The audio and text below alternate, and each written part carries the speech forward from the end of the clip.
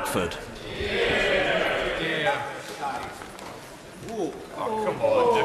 Well, there we are. I don't know if that's perhaps been picked up by the microphone, but it's just been chuntered from a sedentary position. Go back to the Isle of Skye.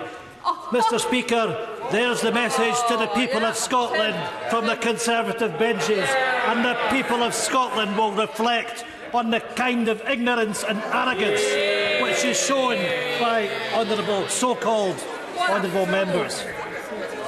Mr. Speaker, I thank you for granting this debate on this specific and important matter, namely that the House should consider the outcomes of the Prime Minister's recent discussions with the European Commission and European heads of government regarding the withdrawal agreement and potential ways forward. This is an important debate, and no, I or anybody else won't be going back to the Isle of Skye, because we'll be standing up in this place, standing up for our constituents. Mr. Speaker, I recognise that the Prime Minister made a statement to the House yesterday. However, this matter requires further discussion and examination. It is disappointing, in the least, that the Prime Minister is not here to listen and to respond to this debate. This is a debate which has been won by the leader of the third party in the House of Commons. Where's the respect from the Prime Minister? Why is the Prime Minister not in her place to defend the inaction of her government? It is an outrage, Mr. Speaker, that the Prime Minister hasn't got the gall to come to this House and debate these important matters. It's an insult to the people of Scotland, and it's an insult to the people of this House. I will happily give way on this. Because won't the public find it strange that a minister has been asked to come here to talk about a council meeting he didn't even attend? My honourable friend is quite correct, and we have to understand the seriousness of the situation. That the entire United Kingdom runs the risk of crashing out of the European Union, and it does so on the basis that the Prime Minister and the Government is trying to deny this House the opportunity to have a vote. And in the situation that we have secured this debate, this timely debate, then it's important that the Prime Minister recognises the importance of her being here and making sure that she can respond. Mr. Speaker, we are in uncharted territory. A government found in contempt of Parliament, a Prime Minister facing weekly resignations, barely surviving a vote of confidence from her own party, still in office, but not in control. Perhaps more troubling, we are 3 months away from leaving the European Union. We are sleepwalking to disaster. There is no majority for the Prime Minister's deal. We know that the Cabinet were discussing a no-deal scenario today, a deal that very few would support. Yet the Prime Minister's actions in deferring a meaningful vote to the middle of January, and with the process of determining our future having to be agreed by the 21st of January, Mr. Speaker, we run the risk of crashing out of the EU, perhaps almost by accident. Having a meaningful vote on the 14th of January, with only a week thereafter for this House to agree an alternative, is playing with fire. I'll give way. To the honourable member, he's making a very powerful speech, and he's started off with great heat. But could I say to him, if he wants to protect Scotland and protect constituencies like mine that are concerned about business, he should vote for this deal. Is he not trying to drive us over the edge? Is it not the Scottish Government that want to see us driven over the edge and have no deal? Well, you know, the honourable member should reflect on the fact that the Scottish National Party, the Labour Party, the Liberal Democrats and the Greens voted in the Scottish Parliament to make sure Scotland's voice is heard. There is a very clear determination of the people of Scotland that we want to remain in the European Union. And what we have is deaf ears from the honourable member of Gordon that fails and refuses to stand up for the people of Scotland. That's the reality. I'm going to make some progress. Our constituents will not thank us for putting the UK in such a situation that we have 1 week from voting down the Prime Minister's deal to save the UK from a no-deal scenario. That's why we need to have this debate today. But more importantly, we need to have a vote on the meaningful vote this week. Not in the middle of January, but it should be taking place this week. The Prime Minister is playing a dangerous game of trying to lock us out of any alternative and make it a binary choice of her deal or no deal. Mr. Speaker, it is the height of irresponsibility, treating this place and the electorate with contempt. We have to be honest with ourselves, but more importantly, honest with the public. There is no such thing as a good Brexit. The government's own analysis shows that we will be better off staying in the European Union against any of the Brexit options. Put simply, we are risking growth and job opportunities. We are risking prosperity. And why? We are told by the Prime Minister it is because we must respect the referendum result. Well, Mr. Speaker, when the facts change, our opinions can also change. We have to be straight with those that voted leave or remain, that we now know that there is a price to be paid for Brexit. Job losses, putting people on the dole is not a price worth paying. No government worthy of that name is fit for purpose if it countenances such a scenario. It is an abrogation of responsibility. We know that billions are being spent on a no-deal planning. Just think on this. Money that could be spent on no-deal planning, that could be spent on the NHS, on our education, on transport and so on.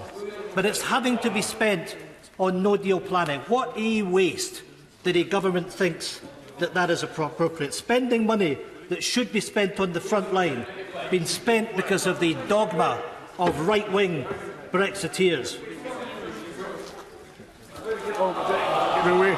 Isn't it a very real possibility that Theresa May is actually, the Prime Minister is pulling the wool over the eyes of her backbenchers as they know she's running down the clock? They think she might be going to no deal, but there is a catalogue of her party and her government describing no deal as a catastrophe. What is going to happen is she'll look at no deal, down the battle of no deal, and she'll end up revoking Article 50, and there will be hell on the Tory benches when she does.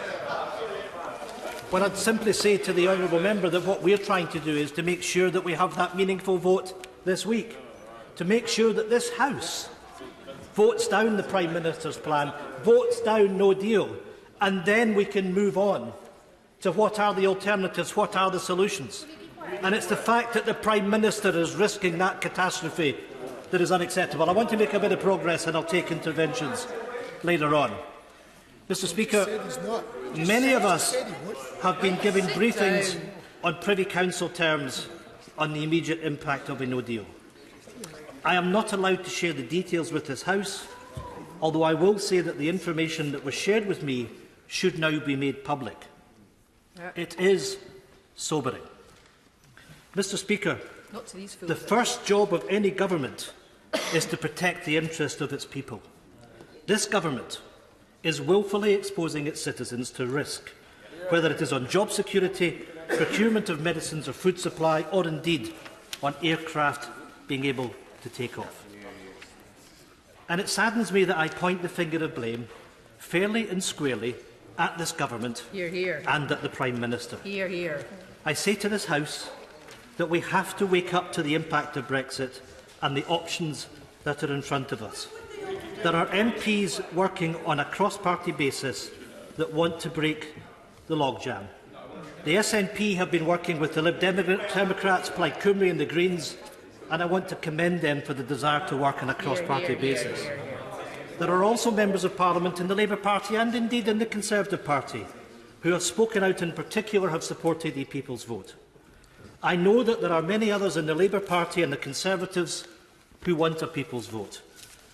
I understand the issue of party loyalty, but the issue today is one of loyalty to the electorate and the individual nations that make up the United Kingdom. Now is the time to stand up and be counted. This is a constitutional crisis where each and every one of us have an individual responsibility. Parliament will not be forgiven by many of our young people if we allow the greatest example of economic self-harm in modern times to take place.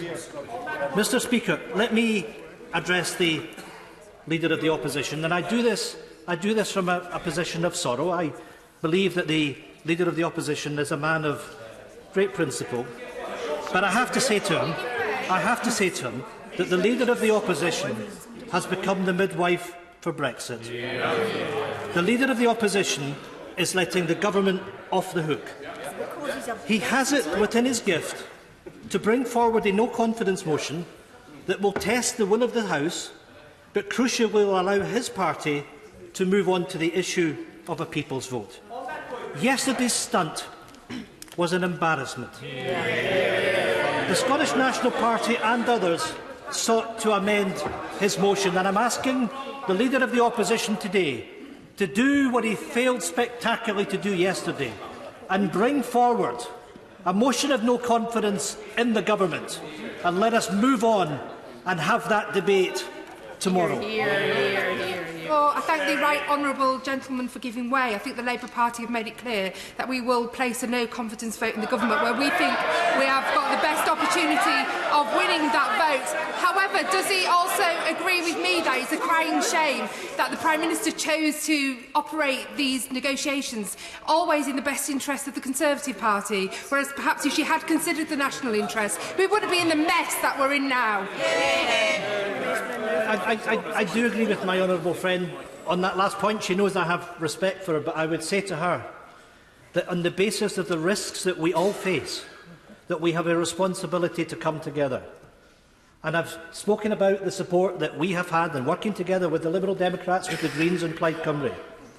And I'm pleading with the Labour Party to work with us as well. We have to unite, because it's in the interest of all our nations to do that.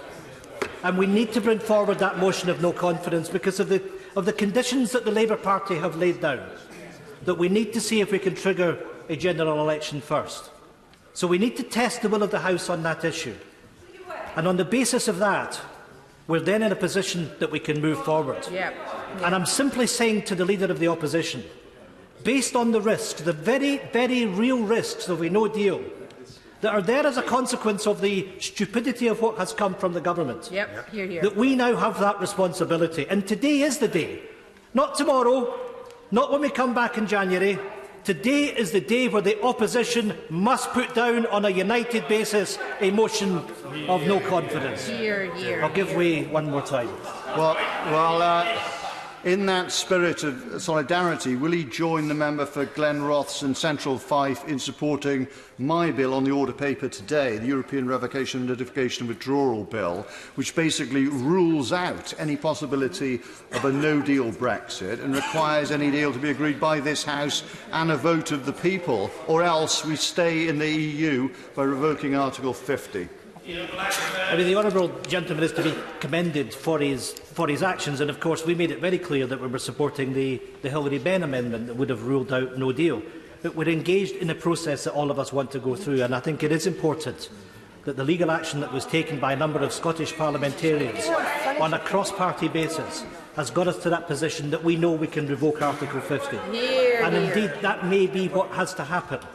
But I think what we've got to do is get to the situation that the House is given an opportunity to vote for a people's vote first.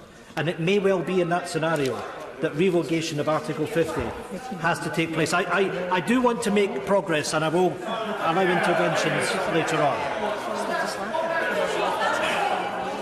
I'll give way to him.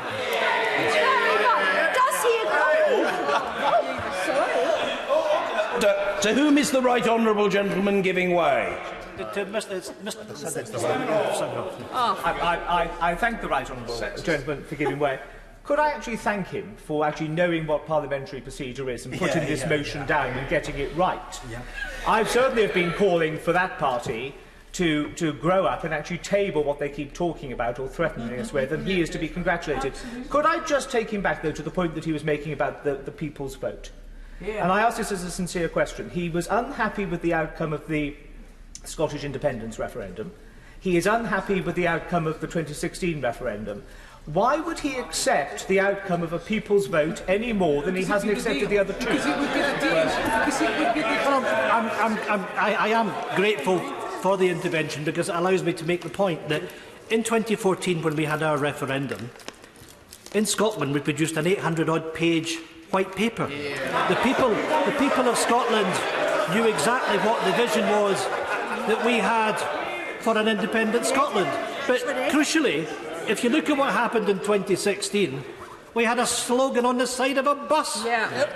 We had a ridiculous situation that people weren't told the truth as to what the impact of Brexit would be. And crucially, I'll have to say to the honourable gentleman that way back in 2014, the people of Scotland were told that if we stayed within the United Kingdom, that Scotland would remain a member of the European Union. Our rights as European citizens would be respected. Said it as well. They said it too. We faced the situation that in the referendum in 2016, the people of Scotland voted to remain by 62%. And we were told if we stayed in the United Kingdom that we would lead the UK. We would be respected as a partner in the United Kingdom. Mr. Speaker, what do we find? We don't find that we're leading the UK. We find that the UK is taking us out of the European Union against our will. And I say to honourable members here that the Scottish National Party will not sit back and will allow the people of Scotland to be dragged out of the European Union against its will. Scotland is a European nation. We will remain a European nation.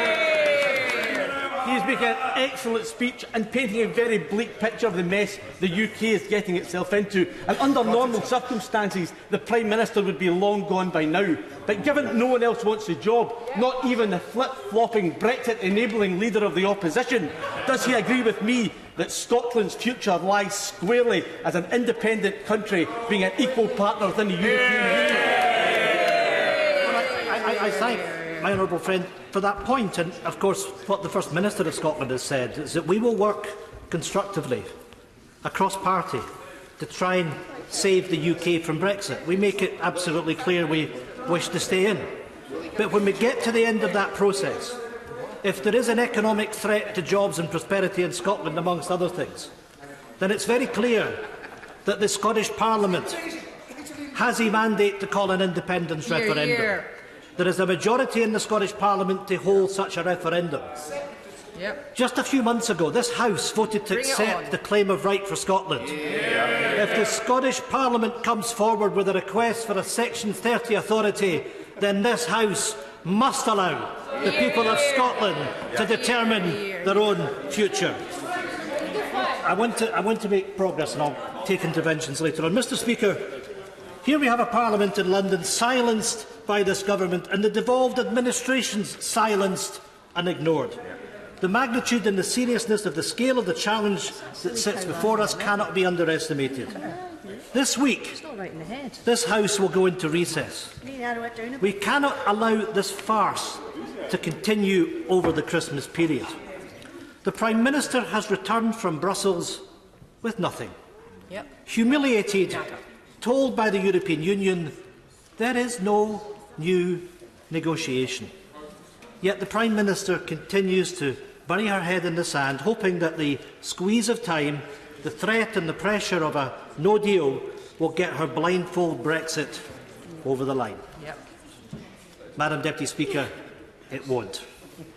This government should bring the meaningful vote now, put the options on the table now, or stand aside and let the people decide. Anna's going to have a seizure for giving way. Can he help us with this? I very much agree with what he is proposing in terms of this vote coming back immediately, and then, of course, the various options that are open to us being voted on in a meaningful way in this place. In that event, would he and his party vote for what's called Norway Plus, something I know he's argued for, as indeed I have, which is for the single market and the customs union? Or does he take the view that that boat has set sail? I'm grateful for that intervention. It's a very useful intervention to make. And the position of the Scottish National Party has always been that the people of Scotland voted to remain, and we wish that to be respected. And the people's vote creates the circumstances that at least we can test the will of the people in the United Kingdom. Now, we have said that we are seeking to compromise. We've sought to compromise over the course of the last 2.5 years. And the honourable lady is absolutely correct that we said that was the minimum that we would accept. But I believe that that ship has now sailed. We ought to be staying in the European Union. That is the best option. We should be putting that to the people, and I'm grateful that the honourable lady also takes that view. Now, I need to make progress. I'm aware that many other members wish to speak, and I wish to move on. Yesterday, the Prime Minister told us we would get our meaningful vote, but we would get it in the second week of January. Madam Deputy Speaker, that is not acceptable. Does this government recognise that with every week that passes, more and more uncertainty sets in? We hear day after day of companies putting off investment decisions, and it's the uncertainty and the chaos of this government that's leading to that. Businesses, farmers, workers, all left waiting on this government. Delaying the vote is a total abrogation of responsibility, causing even greater uncertainty and instability. Yet again, the fate of our services and our economy is left to playing second fiddle to the internal struggles of the Tory party. The truth is, the Prime Minister is hamstrung by her own party. The result of the recent confidence vote was little more than a Pyrrhic victory for the Prime Minister. At a crucial time in the UK's history, it has a lame duck Prime Minister saddled with a lame duck Brexit deal. The Prime Minister cannot and must not use this support to claim that her choice is now between her bad Brexit and a catastrophic no-deal Brexit. The Prime Minister will have to face up to the fact that her deal carries no majority in the House of Commons. She must break the deadlock, and the SNP will support any second EU referendum which has remained as an option. Still struggling to cobble together support for her disastrous deal, the Prime Minister is seeking to run down the clock rather than act in all our national interests. Well, Madam Deputy Speaker, we as parliamentarians cannot let that happen. We must ensure that the voices of our citizens are heard. The Prime Minister's deal must be defeated. No one with the interest of this and the future generations at heart could possibly accept it. This deal will take Scotland out of the EU against our will and remove us from the European single market of 500 million people. It will take us out of the customs union and the benefits of EU trade deals with more than 40 countries across the globe. Madam Deputy Speaker, it will make us poorer than staying in the European Union. I can see a minister shaking his head, but he should really look at his own economic analysis. Every shred of evidence shows that we're going to be poorer with Brexit than we would be if we stayed in. And if he hasn't even read it, and if he doesn't understand what's in it, then heaven, frankly, help us. If we talk about a no-deal Brexit, it is going to cost, on average, each person in Scotland £1,600 by 2030, compared to continued EU membership. It will damage... No, it's not. I'll give. I thank the honourable gentleman for giving way. He's on the subject of economic analysis. I draw his attention to page 63 of the economic analysis supplied by the government, where it clearly shows that under the Prime Minister's deal, there is a zero impact on economic growth for Scotland. So surely, if you want to stand up for Scotland, by backing this deal.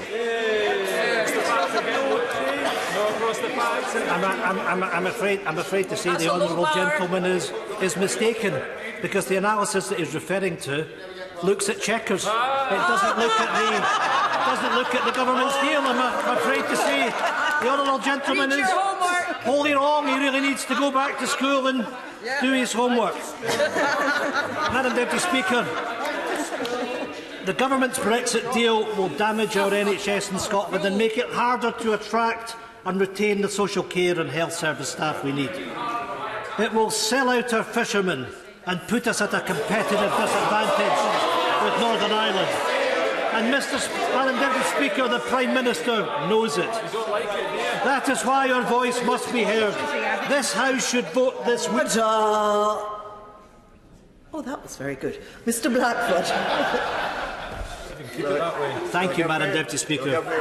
That is why our voice must be heard. This House should vote this week before the recess. I thank him for giving way. You're aware that last night during the Fishes Bill Committee there was an amendment put forward that would set a closure date of 31st of December 2020 for leaving the CFP, and the Tories voted it down. That's a real commitment to the fishermen.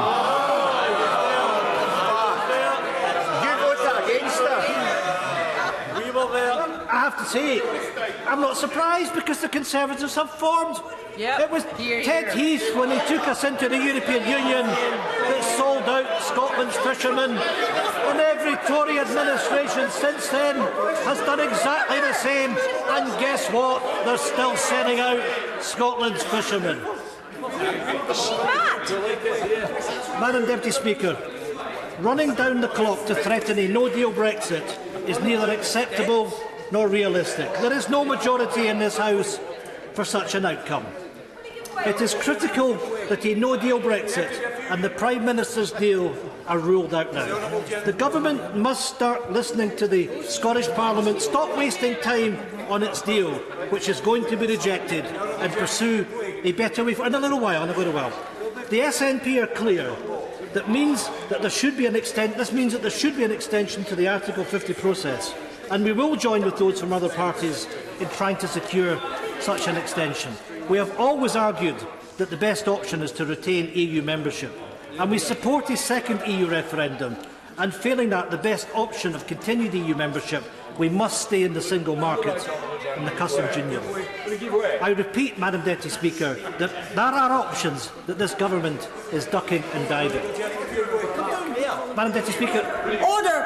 Order! Order! I would like to hear the right honourable gentleman, even if nobody else does. I want to hear what he's saying, and he will be treated with the courtesy due to the leader of a party in this place. Now, order, Mr. Blackford. Thank you, Madam Deputy Speaker. I'm most grateful for that. I have obviously taken a number of interventions, and I may take one or two more, but I'm conscious that many people wish to speak in this debate. There's a number of remarks that I want to make. I will give way in a little while. Madam Deputy Speaker, the recent European Court of Justice judgment provides clarity to an essential point in the UK's decision-making over its future relationship with the EU. It exposes as false the idea that the only choice is between a bad deal negotiated by the government or a disaster of no deal. Remaining in the EU is still on the table. The Prime Minister cannot insinuate otherwise. We as opposition parties cannot allow the government to kick the can down the road. We cannot allow the government to run down the clock. I repeat, this is not a binary choice of this deal or no deal. There are other ways forward. The Prime Minister is simply scaremongering, trying to prevent a second EU referendum. This government claims to want to fulfil the will of the people, yet it denies the people of the United Kingdom a say. This is a democracy. It is not a dictatorship. After 2 years of chaos, people have the right to change their mind. Why would the government deny them a say? We cannot go on like this. We need clarity, certainty and conclusion. This continued turbulence is sending our economy into further insecurity. At a time when this place should be doing more to end homelessness, to decrease worklessness, to stop universal credit hardship, to safeguard our NHS. I could go on, but this Prime Minister, this government is distracted and divided. It is time that they got on with the day job. I thank the honourable gentleman for giving way, and I picked up a point he made earlier in response to the opposition MPs over there. What Scotland, or the government MPs, Scotland faces the same as the rest of the country, and that is, under this deal there's a lot of uncertainty, there's a lot of unknowings. The EU can tell us what to do, virtually. There's no plan B that's so far the government's come forward with. We don't even know at the end of this deal what's going to happen. Expenditure has not been guaranteed, it's only been guaranteed up to 2020. That affects universities, research and development, and the major manufacturers in this country. Would they not agree with that? It's a disgrace. Well, I would agree with the honourable gentleman that what the government's put forward is a plan for transition. There is no certainty for the long term. But that is why, as members around this House, including members on the government benches, we have to call a halt to this. And we should be doing this week. And we should be doing it on the basis that there is a real threat to the jobs, to the incomes, to the security of all our people, of a Prime Minister that is recklessly taking us towards a potential no deal. And we as a House should be putting a stop to it. And that's the opportunity that we should be taking this week. I'm going to make progress. I'm not going to take any more interventions. I've been generous with my time. Yesterday, the Prime Minister told us that she was planning for a no-deal Brexit. Prime Minister, there can be no deal. It must be removed from the table. Madam Deputy Speaker, it would be economically catastrophic. This government must remove no deal from the table instead of using it as a gun to MPs' heads. You know, we were promised strong and stable. The people were promised that we would take back control. This, Madam Deputy Speaker, is a party and a government completely out of control. I look around this chamber at colleagues, friends, and maybe some who would call themselves foe, but in common, we came here to serve. I came here to serve Scotland, my people, my country, and it devastates me to see the will of my people disregarded by this UK government. It angers to see my Parliament in Scotland, our Parliament in Scotland, our First Minister and her Cabinet locked out by this Tory government from decisions that will affect the rights and the lives of people right across our country. Madam Deputy Speaker, it is not right. Members from other parts will feel the same. I know that England and Wales voted to leave, but what about the rest of us that voted to stay? So much for the union of equals that we were promised. The SNP will work with others to protect all of the UK from Brexit. It is the right thing to do. We will work constructively in this House. But, Madam Deputy Speaker, our first priority as the Scottish National Party is to stand up for Scotland. And it is becoming ever clearer that Scotland has been hampered by its continuance in the United Kingdom. We do not coexist in a partnership of equals. With every day that passes, this government is making the case for Scottish independence. The UK government's behaviour over the Continuity Bill, exposed this week by the UK Supreme Court, shows the utter contempt with which they are treating Scotland. With the UK government's approach to Brexit in complete and utter chaos, it is no wonder the Scottish Parliament don't trust Westminster to prepare our laws for life after Brexit. And of course, we had the outrageous power grab on the powers of the Scottish Parliament, and not one Scottish Tory MP stood up to defend the rights of our Parliament that the people of Scotland voted for in 1997. They voted against Scotland's interests. History once again repeating itself. Madam Deputy Speaker, what we have from this government is empty, meaningless words. That's all we can accept from this government. And now these words are not worth the paper they are transcribed on, as promise after promise is broken by a UK government. Well, Madam Deputy Speaker, it's time that we had our say. It's time we got our answers. Let me put it to the Leader of the Opposition again, and I'm sorry he's not here. Table a vote of no confidence in this government. We are with you. However, it is clear today that the gimmick motion has failed. But I say to the Leader of the Opposition, table the correct motion. Do it today. The SNP stands ready to end this farce, to end this shambles. We're ready to defeat this Tory government and the damaging Brexit. A Tory government that wants to put Scottish workers on the dole through Brexit. The question for the Leader of the Opposition is he prepared to stand... Order! Right, that's enough. The honourable gentleman is concluding his speech. He will do so and be listened to. Mr Blackford. Get some manners. A failure to lay a motion of no confidence will be a dereliction of duty. We now need to call time on this government. The Prime Minister's time is up. The government must go. We cannot allow the Conservatives to drive us off the cliff edge. So the Leader of the Opposition cannot also seek to run down the clock to buy himself more time. He claims he wants an election. Well, if you want this government out, then listen to the other opposition parties. We will support you in a vote of no confidence. Now is the time for courage. Now is the time for all of us to stand up for our communities. Now is the time for the Prime Ministers to stand down. for this government to stand aside and let the people decide.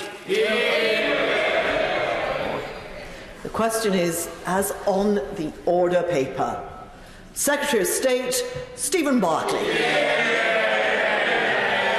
Thank you, Madam Deputy Speaker. And notwithstanding the tone in places of the Right Honourable Member's remarks, and indeed the conclusion of his remarks, which was to ask the Prime Minister to stand down, and the opening of his remarks, which was to ask the Prime Minister to stand here and reply. So notwithstanding the inherent contradictions both at the start and end of his remarks, let me start by congratulating the Right Honourable Member for Ross Skye and Lochaber on securing this debate.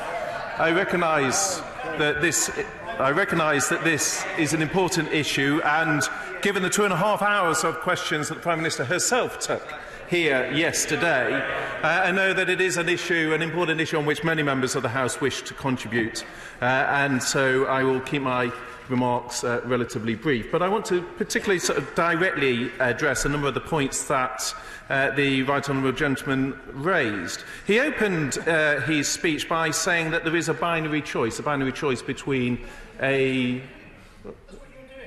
Well, I'm slightly confused, Madam Deputy Speaker. I'm simply quoting back to him how he opened his speech, which he seems to be taking issue with. I don't know if it was particularly... It was a long time ago. He forgot.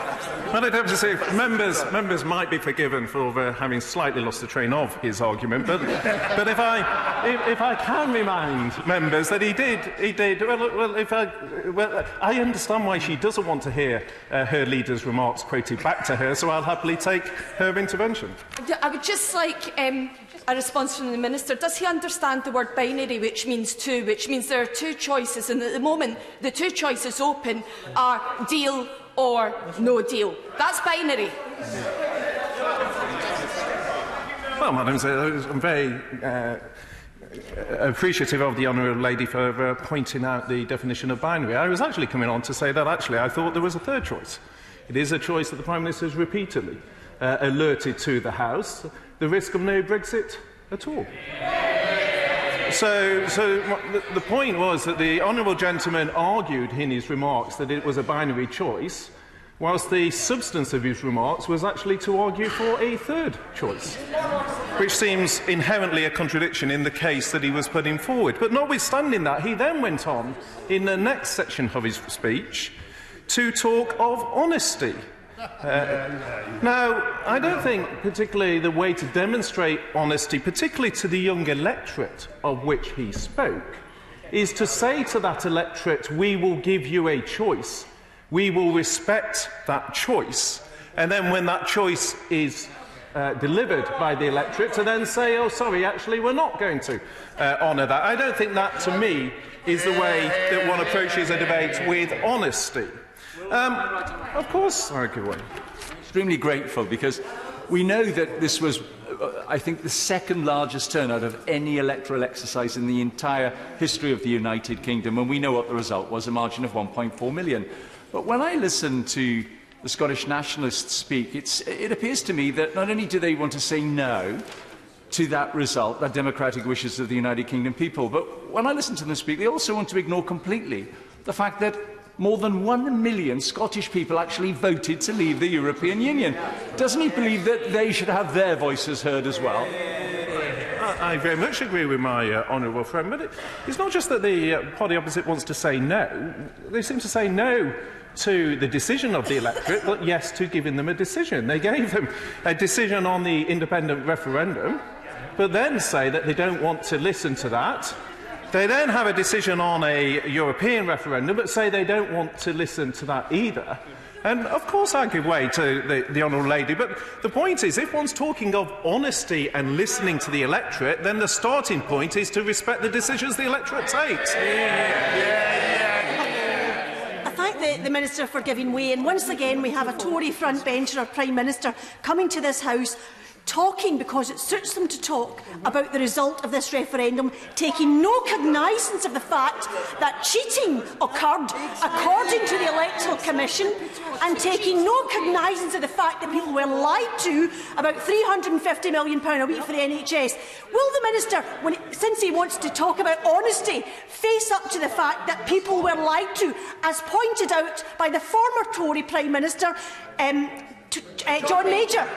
Yeah, it's not for me to keep pointing out contradictions to the House, Madam Deputy Speaker, but the leader of the SNP began his remarks by saying he wanted the Prime Minister to come to the dispatch box, and now we have interventions complaining over the fact that the Prime Minister has come to the dispatch box. But if the Honourable Lady would like to draw attention to the fact that this government is committing an extra £20.5 billion a year to the NHS to ensure that the NHS is fit for the future, I'm very grateful for the Honourable Lady for drawing attention to that. Of course I will give way to the Honourable Lady. Thank you so much for giving way, because I'm deeply confused.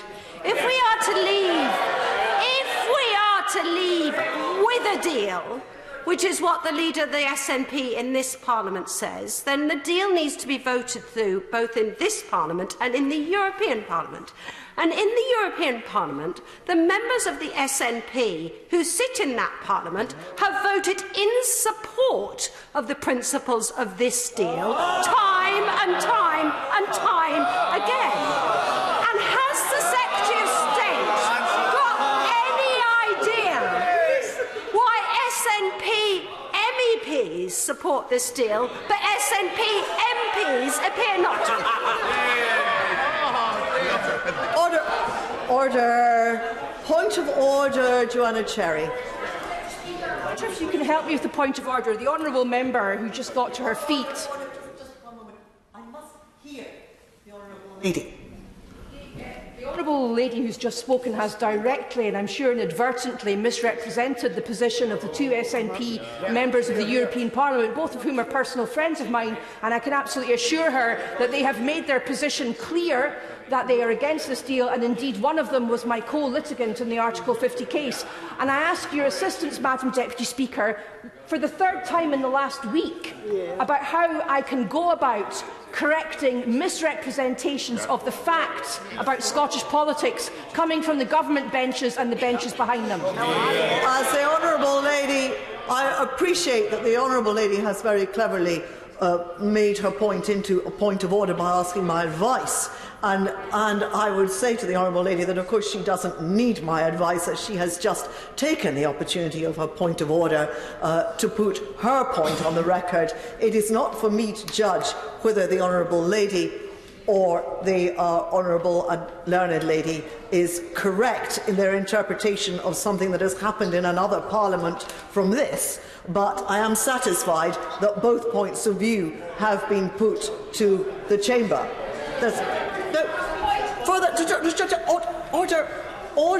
Further to that point of order, sir. Deputy Speaker, I have the greatest of respect for yourself, I think, as you know. But it occurs to me that from what you've just said, the honourable lady from Chelmsford can just come here, as she's done, make stuff up, and then nothing happens. There has to be a consequence for that. Order.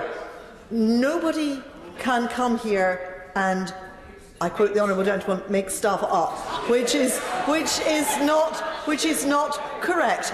But this is a debating chamber, and there are opinions on both sides of the House. Now, I would be the first to say that if this is a matter of fact, then I am concerned that a matter of fact should be properly represented in this chamber. And order. I will allow the honourable lady a brief further to that point of order. On a point of order, my understanding is the SNP MEPs have backed numerous resolutions which set out the principles behind this deal and have been quoted in the press releases by their group as backing. Order.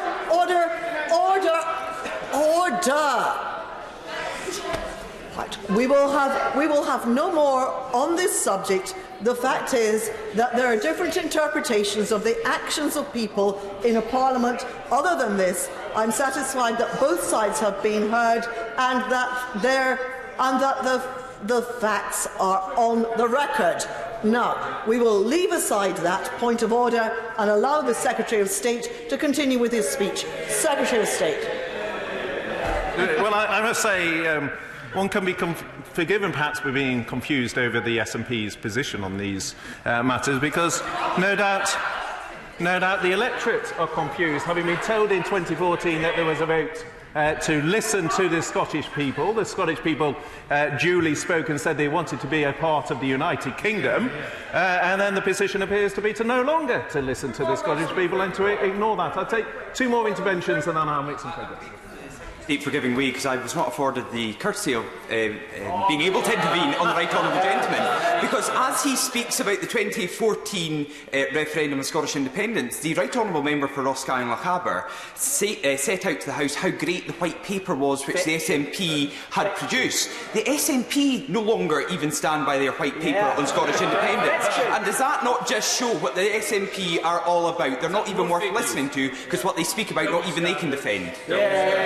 Well, I'm grateful to my honourable friend, and it's perhaps not a surprise that, notwithstanding its 800 pages, that one could finish reading it and still be left confused as to what their position is. But I'll happily give way to the honourable gentleman. I'm grateful for the Secretary of State giving way, and it's good to hear him have at least a few sentences before being interrupted from the other side. Can I ask him, does he envisage any circumstances in which the government might revoke a de facto extension of Article 50 in order to give the government more time to prepare for a WTO terms Brexit or prepare for a better deal given from Europe to the United Kingdom? Any circumstances perhaps within the next 2 months? I'm grateful to my honourable friend. He raises a point of substance, and the point is, what the court case was clear is, one can't revoke as a temporary measure with a view to the sort of circumstance to which he alludes. So that actually is not within the scope of what the court case says. But I'll come on to that if I get a chance to progress further in my remarks. I will happily come on to that point. But could I just finally pick up on a further point that the Right Honourable made at the opening of this debate, where he said that we shouldn't be spending money on no-deal planning. Well, the reality, Madam Deputy Speaker, is I'd prefer not to be spending money on no-deal planning. Point of order, Mr. Blackford.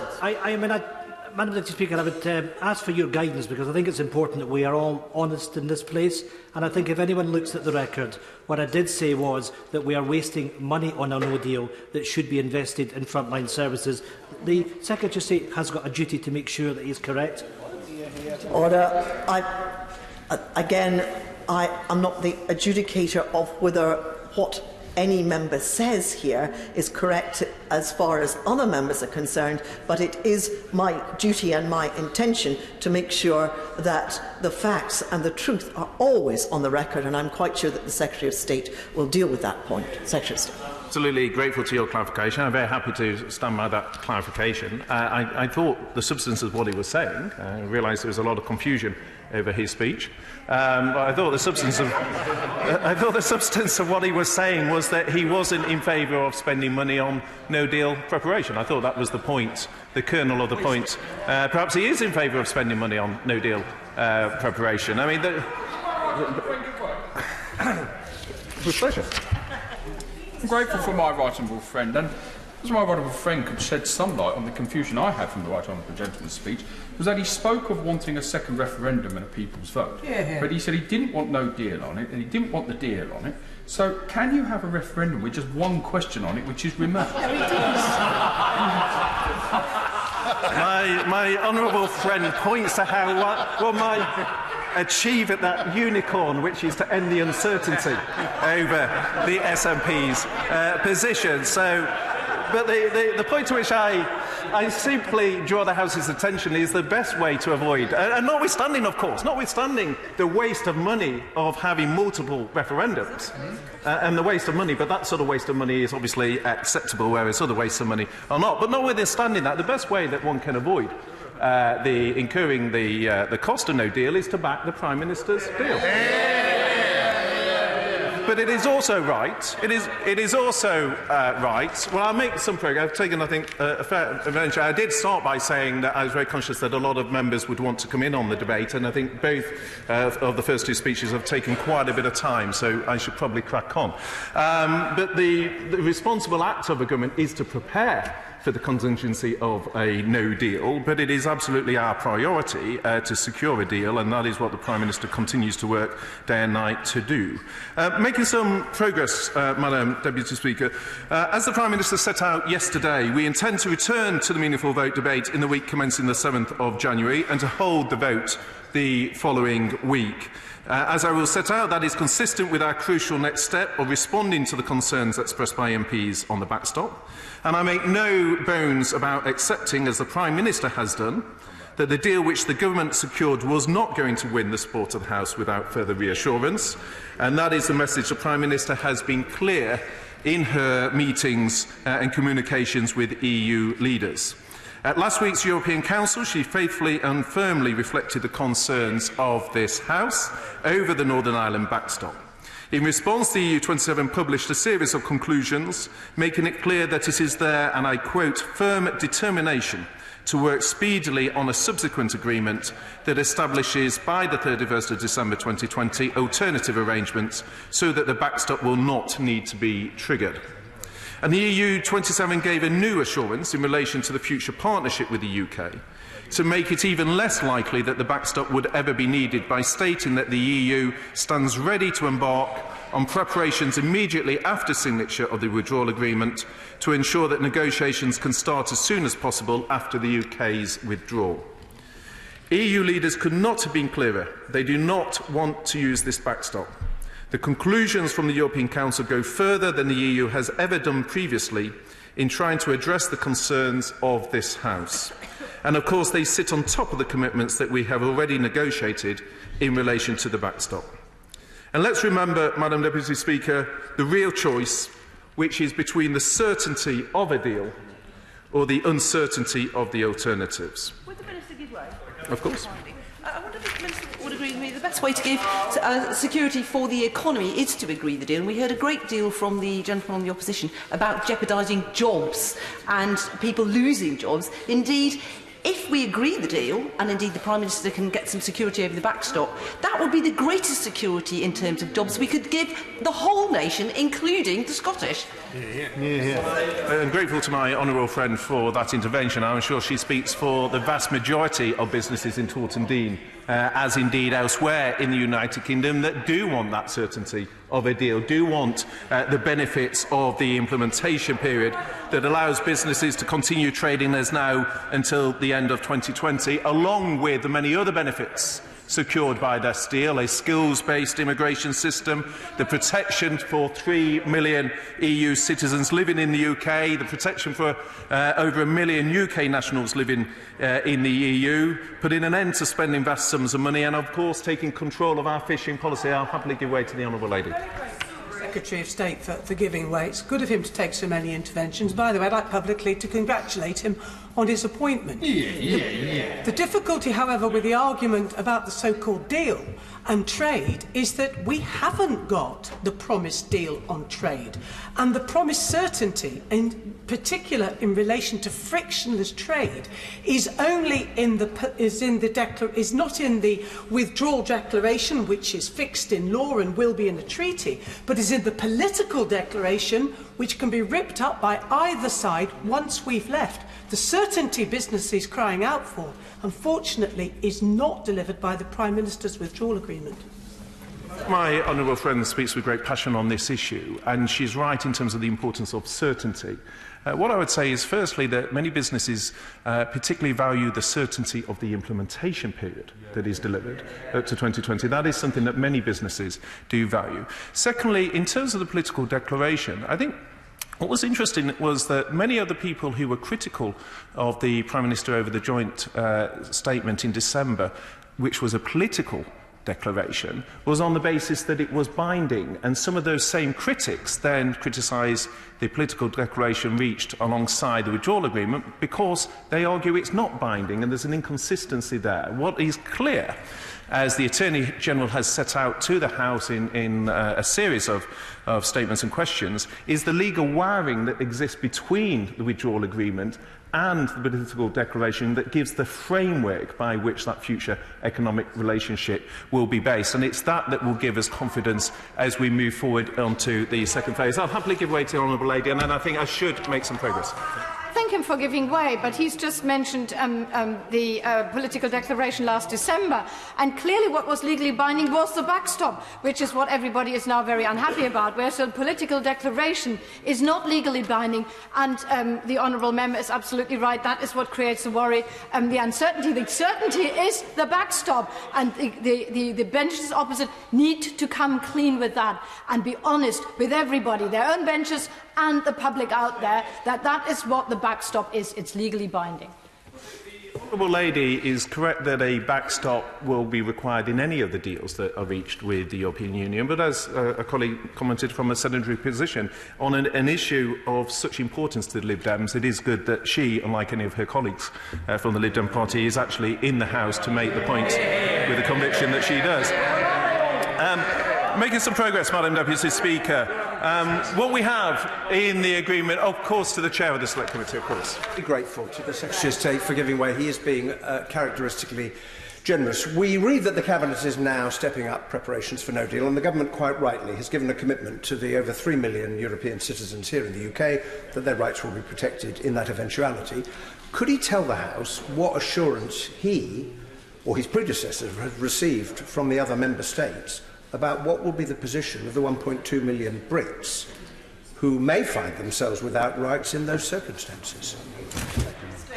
Well, I pay tribute firstly to what the Right Honourable Gentleman does through the Select Committee, and he'll be aware of a number of the public statements that have been made, for example, in respect to the French position as to where they would stand in terms of safeguarding the rights of UK nationals in Europe. But what he points to is the wider point, which is the best way to secure the rights of our own nationals in the EU is through the deal that the Prime Minister has agreed. So we have made, and he'll be very familiar with the written ministerial statement that I tabled, in terms of the position of EU citizens in the UK, for reasons that this House has long debated. As a former health minister, I am very conscious of the hugely valuable role that EU citizens play within our NHS, as they do in many other parts of our business and public life. So we have made that unilateral declaration. He is correct that that hasn't been offered in all of the 27 Member States. Obviously, that is an area of focus for us, but there have been a number of statements made.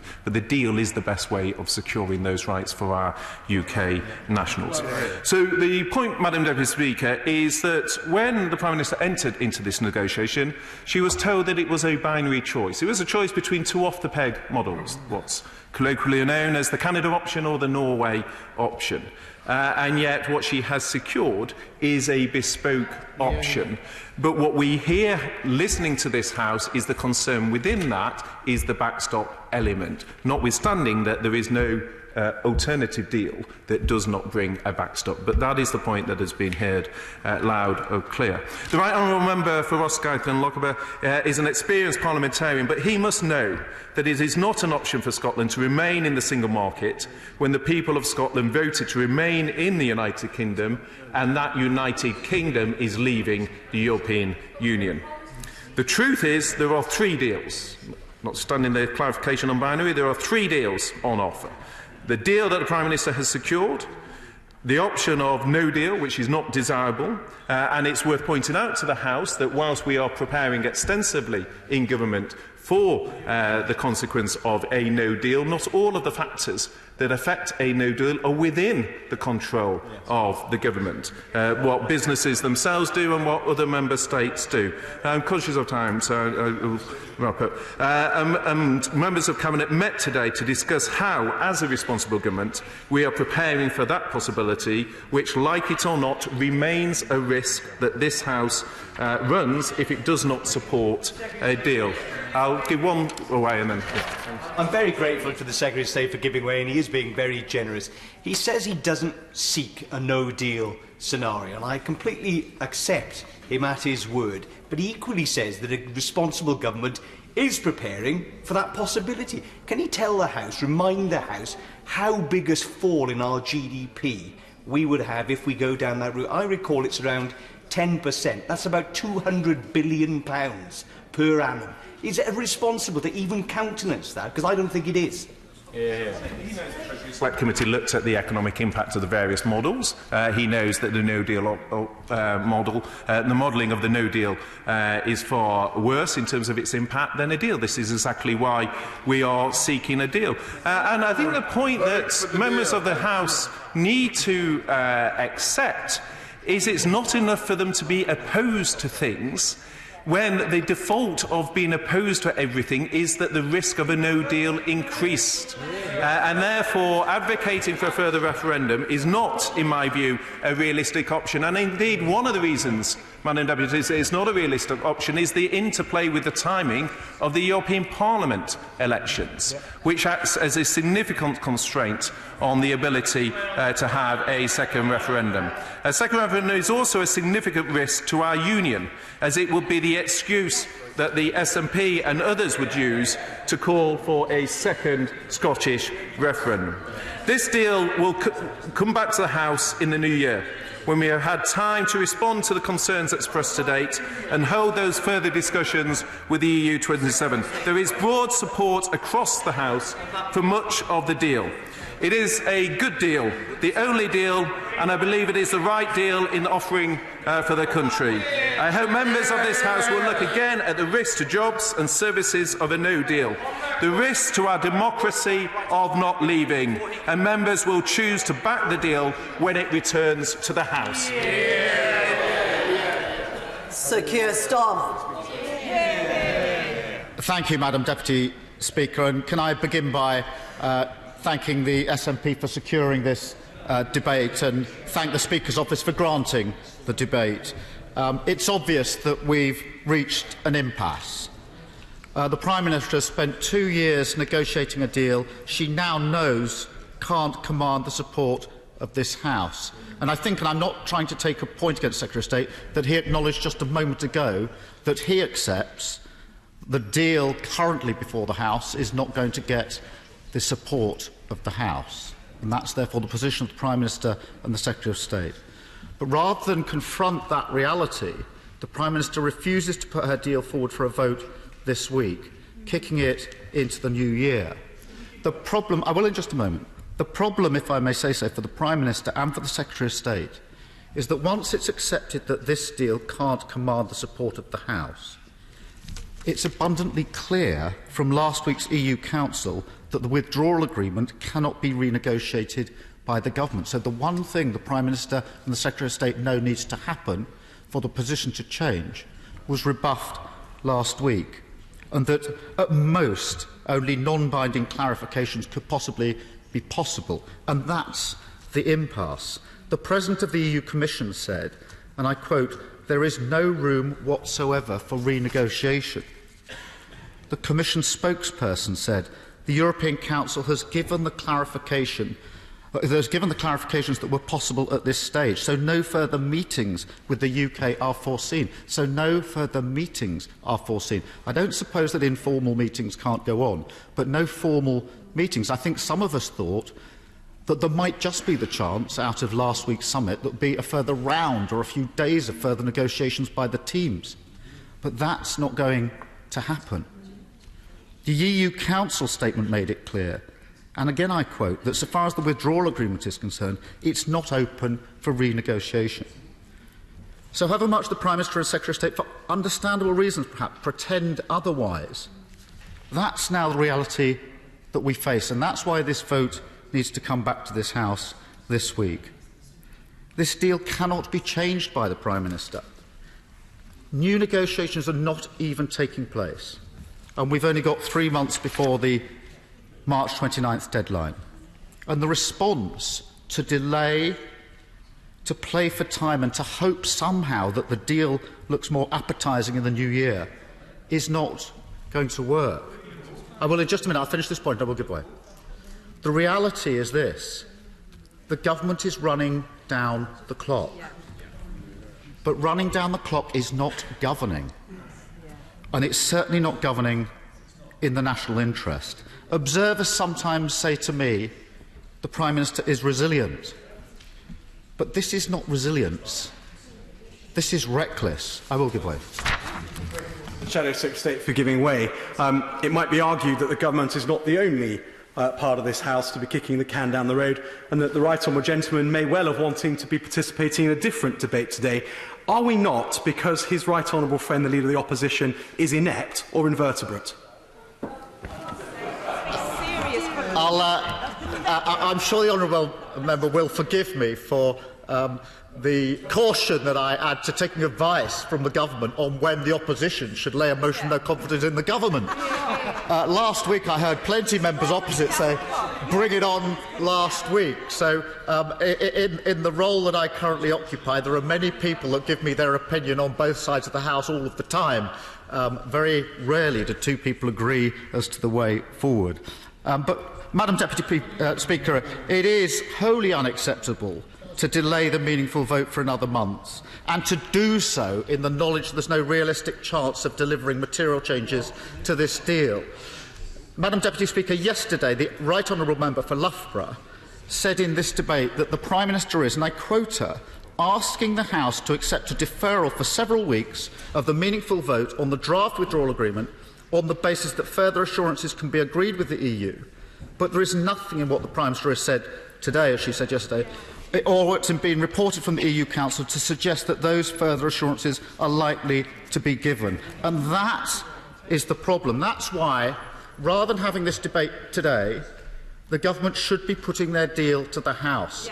Because if that deal is defeated, everybody then needs to put the national interest first. We need to confront what the achievable and available options are and decide as a House what happens next, in a way that protects jobs and the economy. But what we hear from the government is the opposite: delay over a meaningful vote. And then there's distraction, the distraction of no deal. Hence the headlines today about £2 billion for no deal planning. Madam Deputy Speaker, talking up no deal has always been misguided and, in my view, deeply irresponsible. Treasury estimates of a no-deal outcome would mean a 9.3% decline in GDP over 15 years. It would see every region of the UK worse off. It would mean 20% tariffs on agri-foods and significant tariffs on manufactured goods.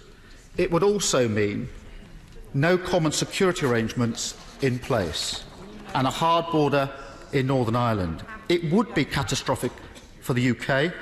That's why no deal has never truly been a viable option. It's a political hoax, and deep down, I think the government and this Prime Minister knows it. I know from personal experience how seriously she takes security arrangements for the United Kingdom, and to put ourselves in a position where they'd be jeopardised is not something that deep down I think she thinks could possibly be acceptable for this country. And if I will.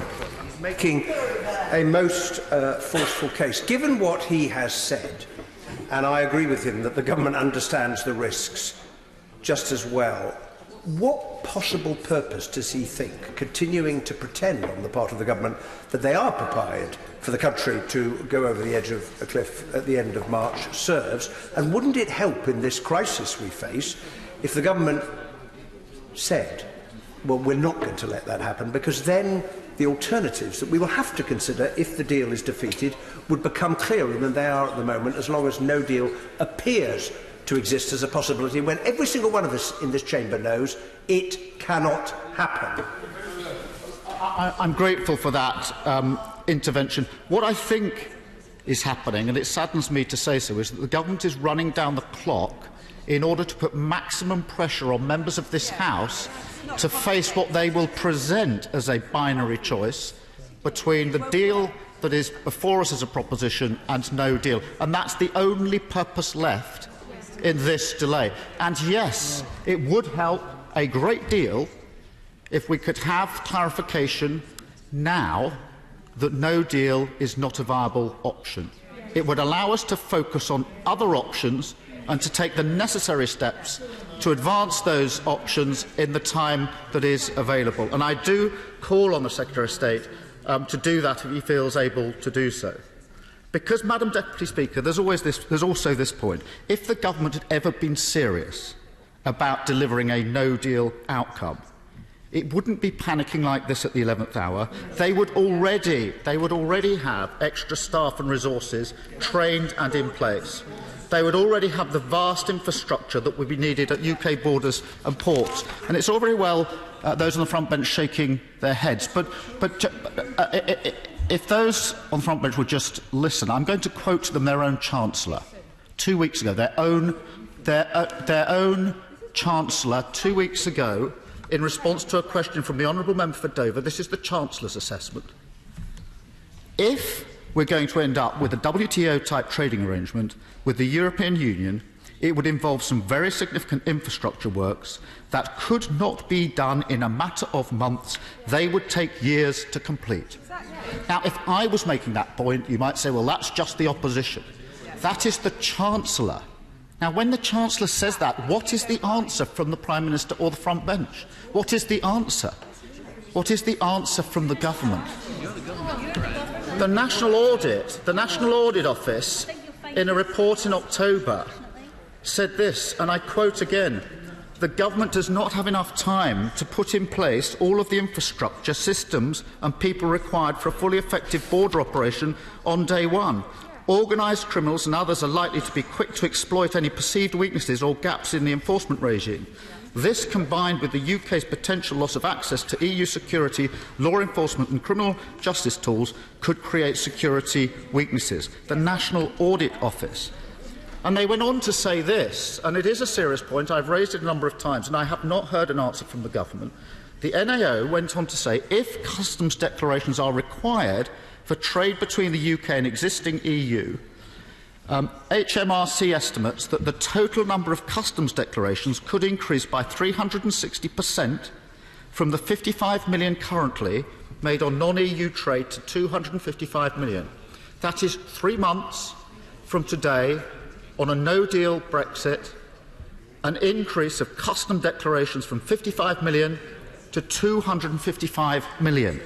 What is the answer to this? There isn't a law. Well, the cries, Madam Deputy Speaker, to support the deal would have a lot more authority if those on that side of the House were supporting the deal. The government is utterly split on this. Last Wednesday's no-confidence vote exposed the fracture, and there's no point pretending that it isn't there. Madam Deputy Speaker, over the summer, the previous Brexit Secretary published 106 technical notices preparing or setting out the government's case for preparing for a no deal. They didn't get a huge amount of attention at the time, but it is worth reading and rereading them, as my team and I have done, and the Institute of Government have done. What those technical notices make clear is that in order for the government's managed no deal, as they are putting it forward, that would in itself require the creation or expansion of 15 quangos, further legislation in 51 areas, the negotiation of 40 new international agreements, either with the EU or other countries. That is the government's own assessment, and the introduction of 55 new systems and processes. That's the analysis from the 106 technical notices. Now, pretending the case I'm addressing at the moment is why the argument that there should be or could be a no deal on the 29th of March is completely lacking in any viability whatsoever. The very idea that there could be legislation in 51 areas, 40 new international agreements, 15 new quangos and 55 new systems and processes in the next 3 months only has to be spelt out. And that's the government's own assessment. It's not my assessment, it's the government's own assessment. It is not credible to pretend that that can be done by the 29th of March. I give way. And learned gentleman for giving way. And I say this with respect, because I do actually have, Madam Deputy Speaker, a great deal of respect for him, but not for the opposition. in this respect. He makes a good point. So is the opposition now going to do its job of being an effective opposition?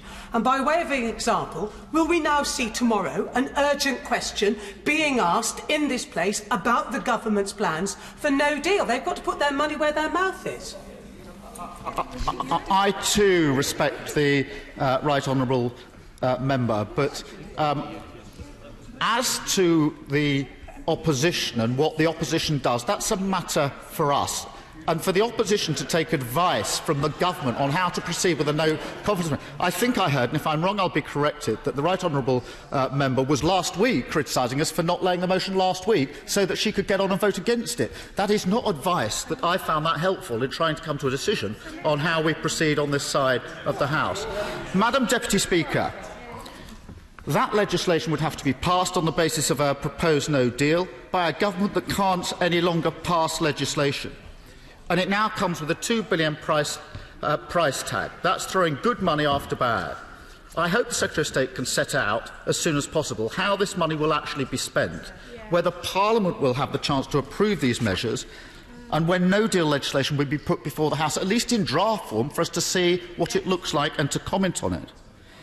Madam Deputy Speaker, by now the Government intended to have a deal agreed by this House. It is obvious that is not going to happen. The Government really does need to get a grip and bring forward the vote. Let this House vote, and then let's have a debate about what the available options, achievable options are. And no deal cannot be one of them, and I don't think for a minute that the majority in this House would countenance a no-deal Brexit. The price of delay will, as ever, be paid by the British people, businesses and communities, and that's a very sorry end to a year of failure. Thank you, Madam Deputy Speaker. Beg your pardon. Before I call the next person to speak, it will be obvious to the House that there are a great many people who wish to speak, and we only have until just after 5 o'clock. Therefore, we have to have a formal time limit, starting with 5 minutes, which I know will be difficult for the Honourable Lady, but she'll deal with it. Anna Soubry. Thank you very much, Madam Deputy Speaker. Can I begin by saying congratulations to the Right Honourable Gentleman from Ross, Skye and, of course, Loch Harbour for securing... I used to read the news, Madam Deputy Speaker, in Aberdeen for a number of years, so I learnt how to pronounce Scots. But in all seriousness, congratulations on securing this debate, and I agree, of course, with much of what he says. I also agree with the analysis and much of what has been said by the Right Honourable Learned Member for Holborn and St Pancras. And it is the case that the Government has made a grave error in taking this matter away from Parliament, delaying it for what will be at least a month, and then bringing it back to the inevitable conclusion that would have existed had the vote occurred the week before last. Was it last week? It seems so much in all this time just begins to disappear. But it has been a grave mistake. And I agree with what both honourable gentlemen say when they talk about the clock ticking away. And I'm afraid to have to say this. I think the Government is playing the ultimate game, and it's deeply irresponsible, of brinkmanship.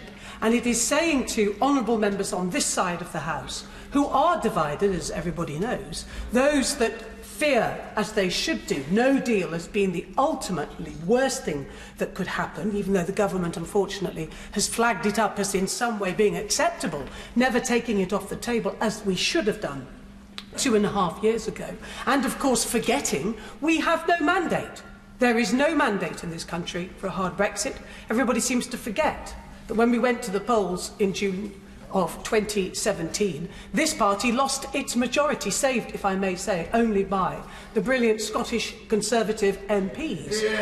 But we lost well over 30 members, honourable friends, from these benches. In effect, we lost that election, we lost our majority, but it was clear that the people of this country do not support a hard Brexit, and my right honourable friend, the Prime Minister, should have taken it off the table then, and indeed she must take it off the table now, because it is the worst possible outcome. But I say with great respect to honourable friends on this side of the House, the game of brinkmanship that is being played is that those who share that conclusion that a hard Brexit is the worst possible outcome are being told, well, if you don't, and we've heard the calls, Madam Deputy Speaker, from the front bench and some of the chunterings and some of the comments from honourable friends sitting along these benches. Well, if you don't want a hard Brexit, you've got to vote for the Prime Minister's deal, as if there is no alternative, when indeed there is an alternative And yes, there is an alternative, I gently say to the government whip who sits on the front bench,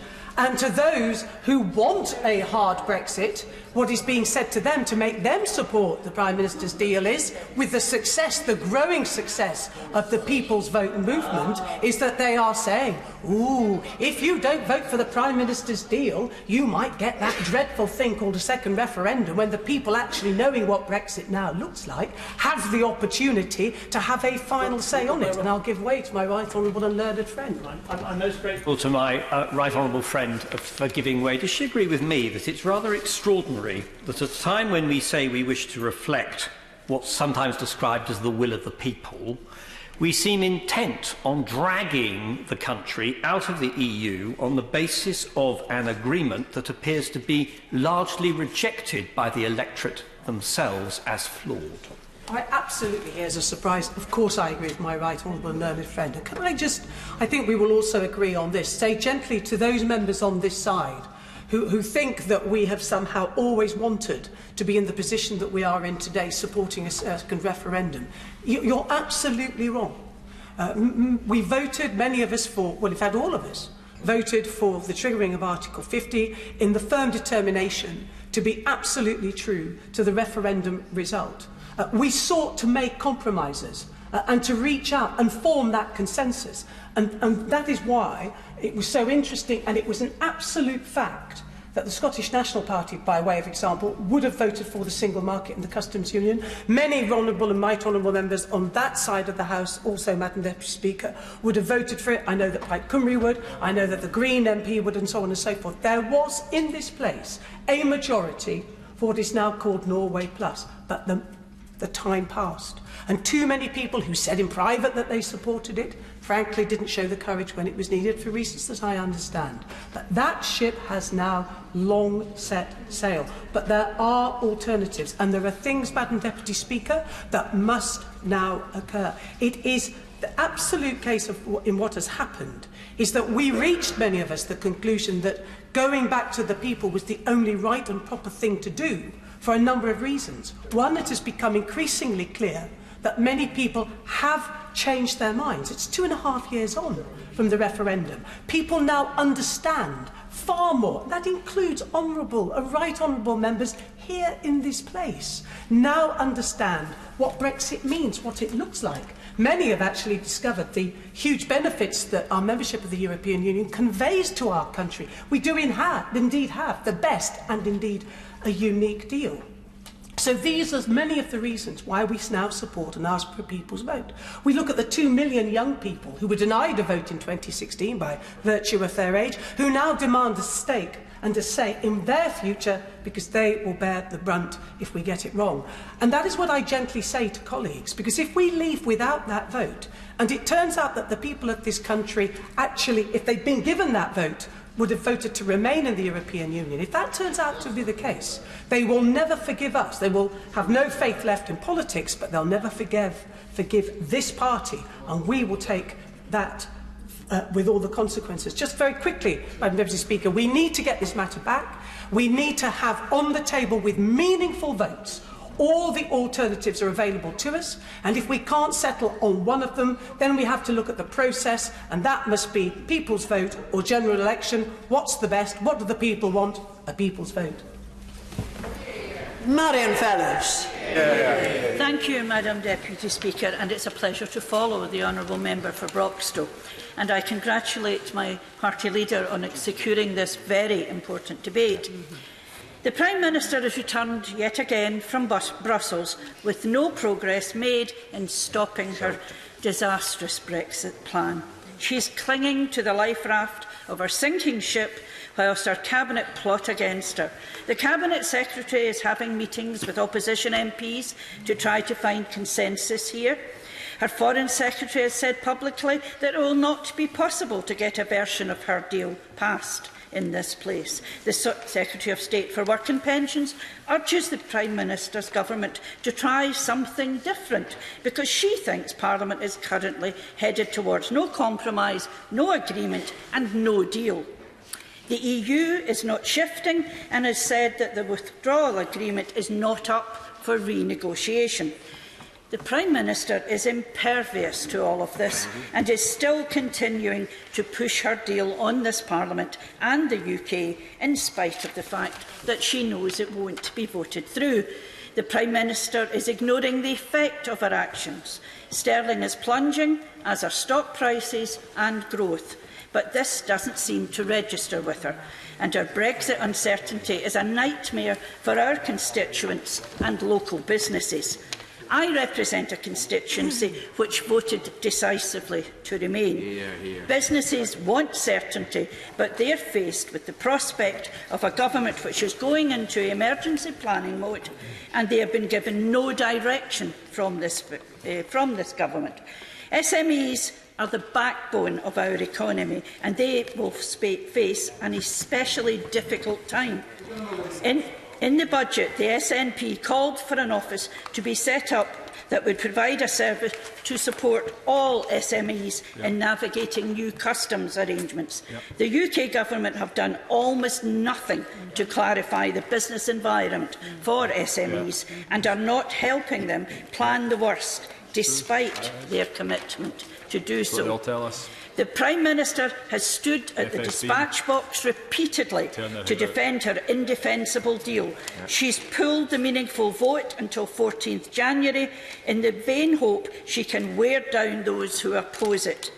All options other than staying in the EU will be damaging, and the UK public certainly didn't vote for an outcome that's bad for the economy and their families. We in Parliament must be allowed to come together before the 14th of January to defeat the deal and to move forward. There is no majority for anything except defeating the Prime Minister's deal. We need to acknowledge that Westminster's two-party system is broken and Parliament is now a place of factions and not parties. There should be a people's vote. Things have changed in the last 2 years. There are serious doubts about the conduct of the referendum. There was no clarity about the consequences of leaving the EU. There is serious doubt about the legality of funding. People have a much clearer idea of the consequences of leaving the EU and should be allowed to vote with a much clearer understanding. Her Majesty's opposition have tabled a vote of no confidence motion in the Prime Minister. A symbolic action only. My friend, the Right Honourable Member for Ross Skye and Lochaber, along with the leaders of the Liberal Democrats, Plaid Cymru and the Green Party, have tabled an amendment to Labour's vote of no confidence and called for a vote of no confidence in the UK Government. I call on the Labour Party to move us all forward on a vote of no confidence in the Government. In July 2016, the Prime Minister stood on the steps of Downing Street and said, "We are living in an important moment in our country's history following the referendum. We face a time of great national change. We now also face a time of great national uncertainty." Justine Greening. Thank you, Madam Deputy Speaker. As I speak today, we are just over 100 days from Britain leaving the European Union, and yet we have no plan being debated in this House, no vote in this House, and there's of course no plan B either. And instead what we see, I think depressingly for many people outside of this place, is just party politics. Last week we had the spectacle of a Tory leadership campaign possibly upon us, which I voted against. This week, of course, we've got the shambolic attempt from the opposition to try and decide whether or not they have the confidence to bring a no-confidence vote. And I think people just have a sense of drift in Parliament at the very moment when they want decisions taken that can help get our country back on track as the clock ticks down towards Brexit. And they also recognise that actually, as has been the case for the last 2.5 years, we're not discussing anything else. The issues that they face in their day-to-day life are going missed by this chamber, the challenges that my constituents are facing on South West trains, issues around housing, issues around HMRC, none of those, on tax credits, whatever, universal credit, none of those are being discussed by this chamber with the level of intensity that the British people need if we're going to play our role as a parliament scrutinising the performance of government. We have to get back onto that domestic agenda, but until we solve Brexit, we will not begin to get on to solving the challenges that people face in their day-to-day lives. I give way. I respect the right honourable lady, but does she agree with me that if there were to be a second referendum, and if as a result of that second referendum Remain were to narrowly win, does she seriously think that that would then draw a line under the European issue? Isn't it far more likely that it would rumble on for a generation? I think we have to accept that this is a country that will always debate its relationship with the European Union and with our neighbouring countries in the continent of which we are part. We are part of a continent, but we are an island just off the mainland of that continent. It is almost an inevitability that we will continue to debate how close our relationship should be with our European neighbours, and I think we should accept that as normal instead of obsessing about it as a parliament and as a country when there are so many other more pressing issues in the 21st century and for Britain that we now need to get on with. I will give way. I'm very grateful for a friend for giving way, but is it not also the case that because the political declaration is so vague it can't even be properly examined by Treasury officials, that the truth and reality is that this is all going to carry on rumbling away, but in fact it'll be big rows because we still haven't determined our final relationship with the European Union in any event? She's absolutely right. I was in Cabinet when we discussed the need for a transition period, but it was transitioning to something, not to nothing. I think had the discussion then been that we were about to agree doing the political equivalent of jumping out of a plane without a parachute, I think the conversation would have been very, very different, and it underwrites why this House is so unlikely to agree the Prime Minister's withdrawal agreement, which itself has its own issues of rules without say for an unspecified time period, but also the political declaration, which is just 26 pages long, yet is meant to cover the detail of our future relationship with our other European neighbours and the European Union. What we need, Madam Deputy Speaker, is not Parliament to keep going round in circles, is not delay. It is some certainty for businesses and people in our country, and that means three things that we need to do as a matter of urgency. First of all, this Parliament must have a vote on the Prime Minister's proposal and on the deal. We cannot simply have debate, delayed and procrastination. So we need a debate and we need a vote on the Prime Minister's deal.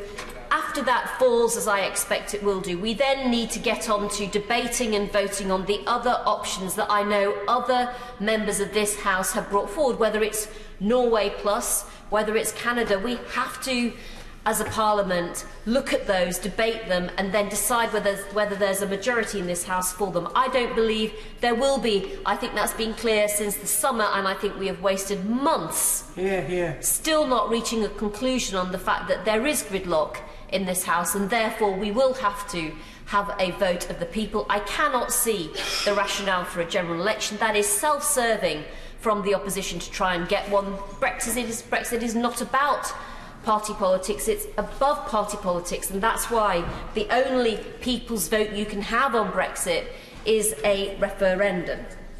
And I think we have to recognise that if there is no consensus that we can find in this Parliament, then we have to trust people in our country to be able to find that consensus for themselves. But I really wanted to finish my speech, Madam Deputy Speaker, by saying that there is no excuse in this House and with this government for any further delay. We have spent 2.5 years going round in circles, and we cannot simply go nowhere. We have to now take some decisions about going somewhere, and we can't have this continued dance from the opposition as to what their proposal is for Britain. I think most people have realised that there is no proposal from the opposition, and they face the same challenges as the government does on trying to square the circle of how to deliver a Brexit that actually is the Brexit that millions of Leave voters voted for. Similarly, and perhaps most importantly though, I would say to government, do not delay the meaningful vote until the new year. MPs in this place would be happy to delay recess. Frankly, I'd be happy to sit through Christmas and into the new year if it meant we could find a direction on Brexit for businesses and people who want certainty about where this country is going. There is nothing more important for this House to debate right now, and we have to now find a route through. If the government doesn't want that, then it has to surely bring the House back on the 3rd of January, when bank holidays in this country have been had, so that people going to work know that their parliament is going back to work too, and finding a direction for this country. We have to do it sooner rather than later. People simply won't understand why this place is packing up and having a 2-week holiday when we face the biggest constitutional crisis that this country has had in decades. It is simply wrong. The government has to recognise this, and it now needs to take some decisions, take some action, and make sure that this House has a chance to represent our communities on its deal, vote it down and work out where we go next. Geraint Davis. It's a great pleasure to follow the member for Putney, and on her challenge, of course, on the order paper today, I've placed the European Union revocation of notification of withdrawal bill, because I think there's generally consensus in this House that we don't want a no-deal Brexit and the chaos that would bring, lack of medicines, lack of foods, economic catastrophe. And therefore what the bill says in essence is that a deal should be voted on here. If it's agreed, it should be subsequently voted on by the people, and if it's agreed, we should go merrily along that Brexit route. But if it isn't agreed, we should remain in the EU. And therefore, if it isn't agreed, there would be the revocation of Article 50.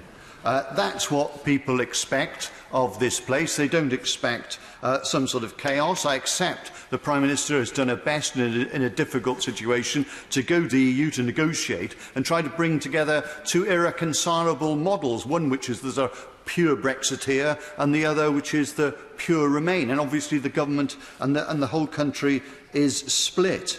In terms of what the Secretary of State was saying about, oh, well, we've had a vote already, we can't have another vote.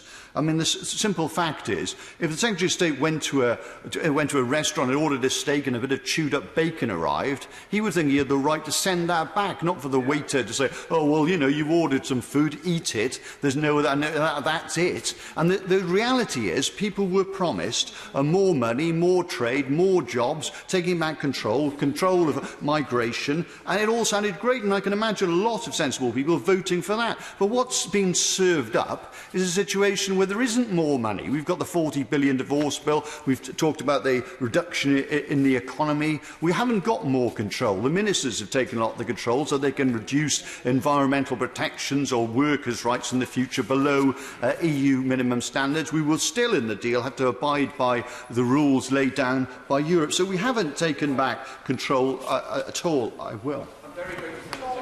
For giving way. The opposition position, as I understand it, is that there is no chance of this deal being improved and therefore the government should have the vote now. But if that's right, there is even less chance of Labour's alternative deal getting approved as well. And that means that for every passing day, the inexorable logic is that Labour are becoming an accessory to no deal. Doesn't he agree? I've got to say my own view is Brexit is both a betrayal of conservatism because we're withdrawing from the most well-constructed market in the world, and it obviously denies the union because any Brexit will mean an open border which has got of open migration of products moving. So ultimately, if we have open migration, that won't work. If we have a hard Brexit, we'll have a hard border. In terms of the Labour Party, I think Brexit is a betrayal of socialism because basically it will mean a smaller cake that we'll want to divide more equally, and it will leave a future Tory government to basically undermine EU standards and workers' rights and environment in the future. So I'm making no apology. I'm against Brexit. I always was, and I want a people's vote because now people's eyes have opened to the fact that this is an absolute nightmare. They voted for the steak, they got the bacon, and they don't want it. They want to stay with what they had before. What's more, in terms of the EU Withdrawal Act itself, what it does is empowers the Prime Minister to, on an advisory referendum to trigger Article 50. And what we found, and the courts have found, is that the illegality that was done by the Leave campaign would be sufficient to rule a general election void and go back to the drawing table. So I don't really, I think the government needs legally to think again about Article 50, and really, if we can't get a deal agreed, needs to basically withdraw Article 50 and think again. People say, oh, well, if there's another vote, and incidentally, this won't be another vote. This will be a vote on the deal, which is intrinsically different from a vote in principle on whether you want to stay. I accept the vote. People wanted to leave on the basis of what they were told, and now they've seen what's turned up, the bacon, they don't want to eat it. And so they should have the right to send it back. It's not the same as having just another referendum. And as Keynes said, when the facts change, I change my mind. And people say, well, what if we lost the vote? We'll have another vote and we lost the vote. Well, we've already lost. Britain will lose if we Brexit. What about the anger? People say, well, lots of anger. Well, obviously there'll be some anger, but what people have been told, people have made poorer and poorer by the Conservative government since 2010. Then they've been told, oh, you vote for Brexit, we'll get rid of the foreigners, you'll have a better job, better services and all the rest, and they'll have less, they'll be poorer again. There won't be anger, they'll be massively enraged. And we are walking slowly along the road to fascism. That's what happened in this country. As we are facing the choice, we face a choice between impoverished and isolated, going down a darkened tunnel with no apparent ending, or see the future and basically go back to the sunny uplands, join the EU again, give the people the choice on what to do, and basically create a better, stronger future for all our children. We are at a moment in history, Madam Deputy Speaker, and which of those choices we choose, whether we give the people a vote or not, our children will either condemn us in the future for condemning them, or will thank us for giving the opportunity to give them the choice for their future that will go on and on and on in a much better world we can all share, in a world in which we can defend our shared values of human rights, democracy and the rule of law, or be cast aside, be much weaker and found those values in an uncertain world under attack. Nigel Evans. Thank you, Madam Deputy Speaker. It's a delight to be here in Parliament for another 3 hours of Brexit chat. And who would have thought, when this all started, that Jose Mourinho would be out of his club before we're out of ours? I mean, it's quite staggering, isn't it? But I was listening. Shush, it gets worse, it gets worse. I'm listening very carefully to the Honourable Member for Swansea West, and I love his honesty, at least, when he said that he doesn't want Brexit and that's why he's supporting the so-called people's vote. So I'm grateful. Yeah, of course I'll give away. Doing it because 25,000 jobs in Swansea depend on EU exports, and Swansea will be a lot worse off. It's for Britain, maybe not just honestly, because a lot of people who bang on about this Orwellian concept of a people's vote as if 2016 had not happened tend not to be as honest about what their real motives are. And the real motives are that they wish to stop Brexit. They wish to overturn the people's vote of 2016. I'll give way to the Honourable Lady. Simple. I don't want my constituents to be poorer than they are at the moment, which is why we're sat here day after day trying to get the government to do something about it. This is wonderful. There is so much honesty here now. And of course, one of the Sunday papers said that of the 9 organisations that are now backing the People's Vote, 8 of them explicitly on their website say that they're trying to overturn Brexit. So let's not have any pretence about that. No, I've had my 2 interventions. Let's not have any pretence about what's going on. And of course the people have spoken, including 1 million Scots who voted to leave the European Union. and by a margin of 1.4 million, the British people decided that they wished to go. But I'm well aware that I sit in a parliament packed full of Remain members of Parliament. I understand that. And I understand that they are very angry. They feel badly let down by the electorate. I mean, this really does turn it on its head. Normally, the people are let down by their politicians, but in this case, the politicians have been badly let down by the people. They were asked for their decision as to whether we should stay in or leave the European Union. And we had this massive exercise in 2016 when the British people said, we wish to leave. And the politicians can't quite get over it. The establishment can't quite get over it. The BBC can't quite get over it. And they've tried their level best since that vote to ensure that one way or other the decision of the British people is being stymied. Do you know, if you look at the number of MPs who voted Remain, who represent Leave areas, there's 285 of them.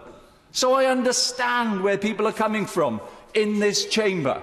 But when the sovereignty passed from this Parliament to the British people, and we issued a pamphlet to every household that said we would carry out the wishes of the British people, and when this Parliament itself voted for the referendum, then really we do have to respect the wishes of the British people instead of refighting the referendum campaign of 2016.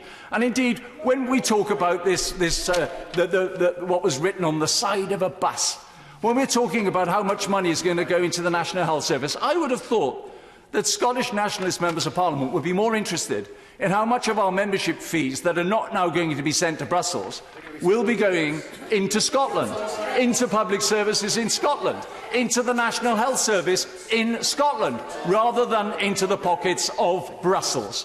And indeed, I'm sure that President Juncker is very happy with his pay increase this week, which takes his salary to €32,700 a month.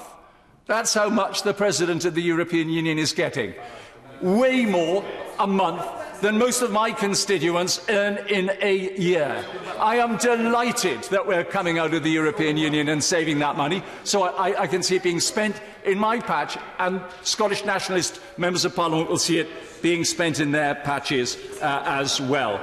Yes, I believe we did get some things wrong in this negotiation right at the very beginning. I think the scheduling was completely wrong.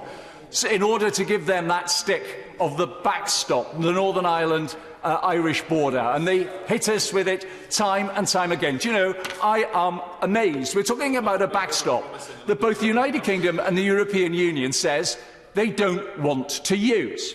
They hope they don't need to use it. They also say it's going to be temporary.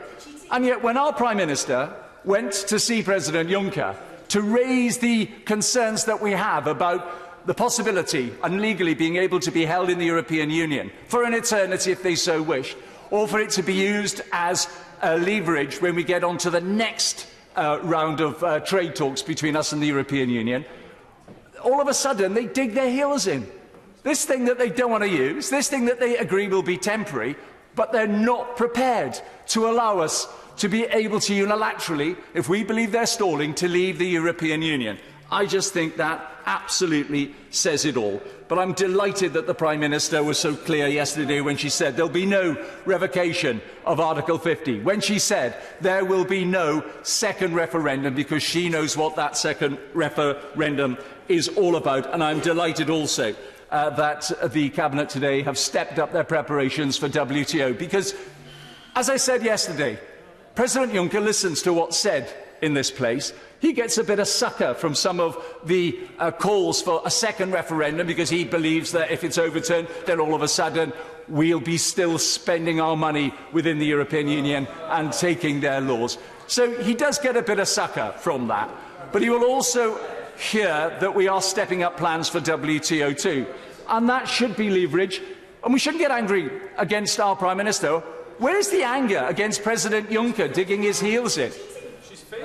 Does President Juncker really want to see jobs being threatened in the European Union. We hear people here standing up and always talking about safeguarding jobs in Britain. But what about safeguarding jobs in Germany and Spain and Italy and various other EU countries where they want to sell their goods to us? We've got a £95 billion deficit with the European Union. We buy 850,000 German cars. We buy £3.5 billion worth of flowers and plants from Holland. We'll want to carry on doing so. And so, Madam Deputy Speaker, I just want to say, because I won't be taking part in any of the debates tomorrow, I just want to wish everybody, and yourself, Madam Deputy Speaker, a Merry Christmas and a happy Brexit in 2019. Hal Williams. Thank you, Madam Deputy Speaker.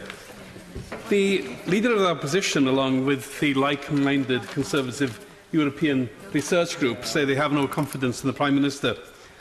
On these benches, we have no confidence in the Prime Minister, we have no confidence in her government, and alas, at present, we have no confidence either in the Leader of the Opposition. The Prime Minister knows full well that no majority can be manufactured in this place for her deal. Other than that, all she seems to know is how to play for time, so that the eventual decision, she hopes, will go her way. But increasingly, there is so little time left, and however much she pleads, her deal fails to command sufficient support. Yesterday, she conceded to my honourable friend for Dwyfor Meirionnydd that it is in her power to seek to extend the Article 50 period. President Tusk has said as much, extending Article 50 so that she could have time to try to find a way out of the Brexit impasse. Not through squeezing her friends, but by reaching out across this House and out across the countries of the UK, so as to avoid the no deal that she herself admits would be disastrous for us. Madam Deputy Speaker, yesterday she refused to take this course. Could there be a clearer example of putting narrow party consideration before the pressing need to find a solution which will work for all the peoples of these islands? And talking of people outside this place, much has been made, indeed, of the potential savings that Brexit would bring. A bonanza, we were told, billions of pounds to spend, apparently, on the NHS. In the autumn of 2017, the Treasury earmarked £3 billion for Brexit, and I understand at the same time with a sum in the back pockets of £250 million in case of a no deal. Then in Cabinet yesterday, a further £2 billion was allocated to the no-deal plans. Well, irrespective of all this, we all know the consequence of a no-deal Brexit. For Wales, it would wipe £5 billion off the Welsh economy. So the people of Wales and people across these islands must be told, how much is this Westminster government willing to spend to bring about the disastrous no-deal? Yesterday, the Leader of the official opposition threatened the Prime Minister with a vote of no confidence, something which he only has the power to do. Yet, when it came to it, at this Christmas tide, Panto came to Westminster. Instead, he tabled his very own special motion of no consequence, which, if successful, would at best only continue to prop up this shambolic government, albeit with a different Prime Minister. This is nothing more than a pretence at opposition, a pretence whilst refusing to employ the power that he actually has. Will the honourable gentleman give way? I will indeed. I thank him for giving way. Does he agree with me that the reason that the Leader of the Opposition is doing that is specifically to avoid him having to reach the point where he has to make a decision in relation to the people's vote? Well, the honourable gentleman makes a very good point. The Leader of the Opposition has unfortunately painted himself into a corner, and as so often in politics, especially on that side of the House, there are only bad choices, and he seems to be choosing the worst of those bad choices. Madam Deputy Speaker, just to conclude, we and the other opposition parties have tabled an amendment to Labour's sham no confidence motion to turn it into a real motion of no confidence in this shambolic government, and we will work together with our friends, with others, wherever they are, to ensure that the people of these islands get the political leadership that they need and they deserve. Kevin Foster.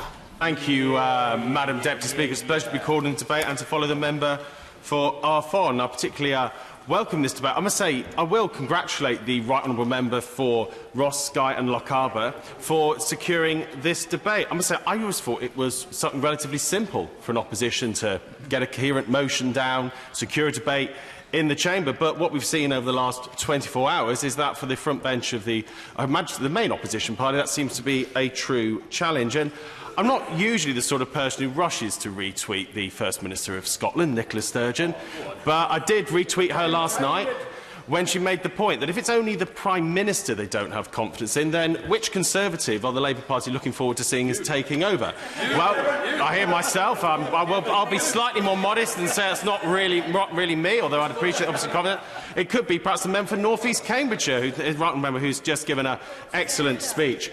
Again, it's about the absolute nonsense of playing a parliamentary panto game when really they should have been either making clear their view or making clear, move on, be clear that they're not going to get a general election. I don't see the numbers in this House for that to happen, but then having to be honest about their own opinions.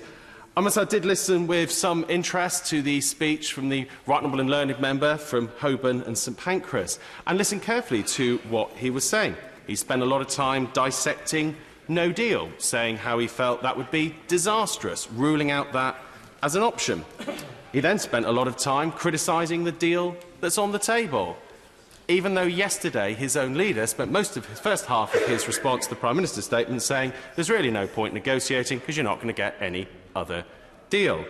So that then brings on to the only logical conclusion that actually his preference, and to be fair, the Scottish National Party are very clear in their preference for no Brexit, is actually his preference is for his honourable friend, the member for Swansea West's approach codified in his bill, i.e. for no Brexit at all. And if that is his policy and is what he wants to do, then at least be upfront about it. I've got respect when people are upfront about what they think. I don't agree with that position. I don't think that would be the right way forward. It's not how my constituency voted. I was here. I didn't see there weren't many people who stood up before the referendum and said, if this referendum goes in a way I don't like, I will disrespect it. In fact, most strongest arguers before the referendum result was known for respecting it were those who were planning to vote Remain, not those planning to vote Leave. So for me, it is about being clear. Now, in terms of the actual substance of this motion, the ongoing EU withdrawal negotiations, and I do think it's right the Prime Minister is actually getting on with the job people have asked her to do. There was an irony last week that a meeting with the Irish Government was cancelled, a meeting with the Irish Government to talk about the backstop was cancelled by the actions of those who demanded that the Prime Minister go and talk to the Irish Government and European leaders about the backstop and how it is unacceptable in its current wording to many in this House. And for me, it's about being clear what change we want to see. The first part of it, for me, is about seeing that actually extraneous issues, matters totally irrelevant to whether the border is kept open in Ireland, as all members in this House would see as an important thing to do, could be used as a veto matter for a future trading arrangement with the European Union, and then result for us staying in the backstop. None of us would think that it would be best endeavours genuinely that if we ended up still sitting in a backstop arrangement because, for example, a future Spanish government did not think they'd got enough on Gibraltar, or a French president felt that actually they didn't quite like the fishing agreement. Even though the backstop, of course, does not cover the CFP. I know the Scottish National Party's enthusiasm for staying in the European Union's common fisheries policy, but it is about the fact that actually that isn't in the Northern Ireland backstop if we are forced into it. That's one of the things. And actually making sure that we can be confident that we will move forward and that actually there would be, yes, making sure that there isn't the return to the hard borders of the past in Ireland. None of us want to see the progress undone over the last 20 years, whatever view people have taken on Brexit. But it is about being clear, and that's why I welcome the fact that the government is getting on with what this House asked it to do. And it is absolutely bizarre to have from the shadow front bench demands, no, we want to have this vote now because we wanted to vote it down. That would have been an argument if you wanted to vote it through, not to vote it down, because actually that is would not move us forward. So for me, rather than playing games with procedural nonsense, it's time for the official opposition party to finally come clear on what its policies actually are. To be fair, the SNP has, this party has, but for others to actually reflect over Christmas that there's choices to be made and it's time to make them not play procedural games. Neil Gray.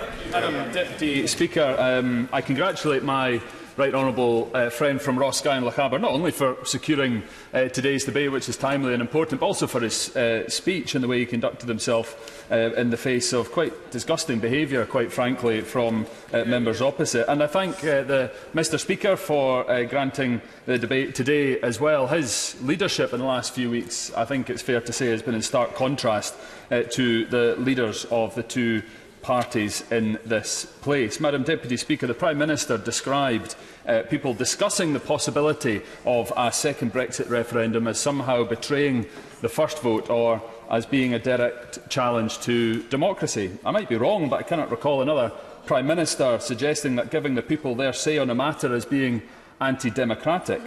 What we are debating today is the real failure to honour that first referendum, because of course it has been this Prime Minister that has had the job of delivering on that result, and she has chosen her own path that looks certain to lead to defeat. So it is therefore this Prime Minister that has failed to honour that referendum result, and she has failed because she has been too scared to take on her ERG extreme Brexiteers in case they submitted those letters of no confidence to challenge her leadership. So unwilling was she to have her Peel moment with her party that she boxed herself into a corner that was impossible to extricate herself from. She could have shown leadership and chosen other paths, and that was acknowledged earlier on by the Right Honourable Member from Broxtowe, quite rightly. The Scottish Government offered a compromise position that many in her own party would have passed this House last year if it had been supported, and that was to remain in the single market and the customs union, the least worst option on the table regarding Brexit. Sadly, Labour's leadership has been equally lacking. They have done nothing to be that real opposition to this Tory government. They have taken the tactical decision to take no position, to offer no leadership, to do nothing and wait to see what happens. That has clearly been in evidence over the last week. They are just as happy to kick the can down the road as this government is. And we know Labour doesn't really know what it wants to do with Brexit, and at every turn the leader of the opposition has, like the Prime Minister, looked at narrow party political advantage rather than work in the interests of all countries in these isles. And it gives me no pleasure to say that, because there are some, such as the Right Honourable Member from Holborn and St Pancras and others in the Labour Party, who are doing what they can to shift the Labour leadership. But even in the narrow scope that Labour are currently operating within, they have failed in their objective by missing the opportunity to call the vote of no confidence last week, when we asked them to work with us to do so. I cannot think of a more inept and incompetent combination of government and official opposition, and at this time of crisis, that really is unforgivable. And that is what is causing the irreparable damage to the integrity of our politics, Madam Deputy Speaker, that the Prime Minister speaks of. An unwillingness of both the Prime Minister and the leader of the opposition to see beyond the end of their own noses. Rather than work with us last week to call a proper vote of no confidence before the Tories held their own, Labour ignored us. The Prime Minister won that Tory vote and Labour lost the initiative. And even when Labour ended up belatedly tabling the no confidence motion last night in a moment of absolute chaos in the Leadership Office and the Whip's Office, by all accounts, they still couldn't get it right, and it was left to the SNP, Plaid, the Lib Dems and my honourable friend from Brighton Pavilion to make it meaningful and not just a poorly executed political stunt. Perhaps those sensible Labour MPs who remain might now look to our amendment, support it and put pressure on their leadership to finally step up to the mark. And at this time of political crisis, the public are looking for leadership. The First Minister of Scotland has shown that leadership for the entirety of this Brexit process. Sadly, both the Prime Minister and the Leader of the Opposition continue to compete with who can be the most inept. Is it any wonder, then, Madam Deputy Speaker, that the people of Scotland in growing numbers want their chance to choose a different path, one of which leads to Scottish independence? Will Quince. Thank you, Madam Deputy Speaker. It's an honour to follow the honourable member. I didn't come into politics to talk about the European Union, and I think I've spoken more about the European Union in the last couple of weeks than I have in the past couple of years. But I would just like to start by praising the Prime Minister. I'm certainly no sycophant, and I suspect the Prime Minister didn't like the letter I sent her a couple of weeks ago, but she does deserve huge praise and credit for the determination and perseverance that she has displayed throughout these negotiations, securing a deal which many said could not be secured. And I think she has won the respect, certainly of me, but I also believe of the nation, for that tenacity. My constituency of Colchester in the referendum was pretty much split along the same lines as the country, 50-48. And I always said from the beginning I didn't get involved in either side of the campaigns because I was, on balance, decided to vote for Brexit. But I am a Democrat, and I said that whatever the result was, I would respect it, and I stand by that. And I think the decision that I have taken as part of the Brexit negotiations, and indeed the EU withdrawal agreement that was due to come before this House, it is for every member of the House to do their due diligence and to look at every aspect of anything before us and vote on it accordingly. And I very much see my role in terms of reviewing that, the withdrawal, EU Withdrawal Act, and coming to a conclusion. I think it is with it does have considerable merit, and apart from one element, I have very little hesitation in offering in my full support. The hesitation comes in relation to the backstop, and I've been clear in meetings with the Secretary of State, who've been hugely accommodating in terms of listening to my concerns, the Attorney-General on more than one occasion, and indeed the Prime Minister. And I can entirely understand and respect the government's position that the backstop will almost certainly be an uncomfortable position for both the European Union and the United Kingdom, certainly. Thank you, Madam Deputy Speaker. The problem with the deal on the table is that it satisfies neither fish nor fowl. It's neither fish nor fowl. It neither satisfies the Remainers or those people that want to leave the European Union, and because of that it falls down. Well, actually, I thank my honourable and gallant friend for that intervention. I don't actually agree with him on this point. Actually, I think inevitably any negotiation in relation to our exit from the European Union was going to be a compromise. And for most people, I think we're probably like me, and we're on balance one way or the other. Of course, you have those that had very, very strongly held views in relation to Brexit, and very strongly held views in relation to Remain. But I think most people wanted a compromise that was actually mutually beneficial to both the European Union and the United Kingdom, that protected jobs and businesses in this country. And I think largely this deal does exactly that, and it really is only the backstop that I have an issue with. And as I say, I actually respect and understand the government's position. It is most likely going to be an uncomfortable position if we do enter the backstop, and I know that's a position that the Prime Minister certainly does not want us to be in, and would use every endeavour to ensure doesn't happen. But if we were to end up in the backstop, I do have a concern that we would be in potentially an irrevocably weak position in terms of our future negotiating stance, because if we look at the EU withdrawal agreement itself, it is only relating to our exit from the European Union. We then have to go and negotiate the future trade agreement, and I do have concerns that our position in the backstop, we would not be approaching it from a power balance, but there would be an imbalance, and that's why I have concern. But I do respect the government's position, and I very much hope the Prime Minister's right. And sadly, that's why 2 weeks ago I tendered my resignation as Parliamentary Private Secretary to the Secretary of State for Defence. But the Prime Minister has listened. The Prime Minister has listened to those first few days of the debate, understood the concerns that the House has in relation to, in particular, the backstop, and has said and has indeed gone back to the European Union at the European Council last week, and will continue to do so, to raise our concerns and try and seek a legally binding solution to the backstop. And I think it is only right and proper that we give her the time that is necessary to secure those concessions that we in this House want to see. She not only deserves, but has earned that through the negotiating stance throughout the past 2 years. Now, turning to this particular motion, I do have some concern about the way individual parties within this House have conducted themselves. So if I turn first to the Scottish National Party, they are at least consistent.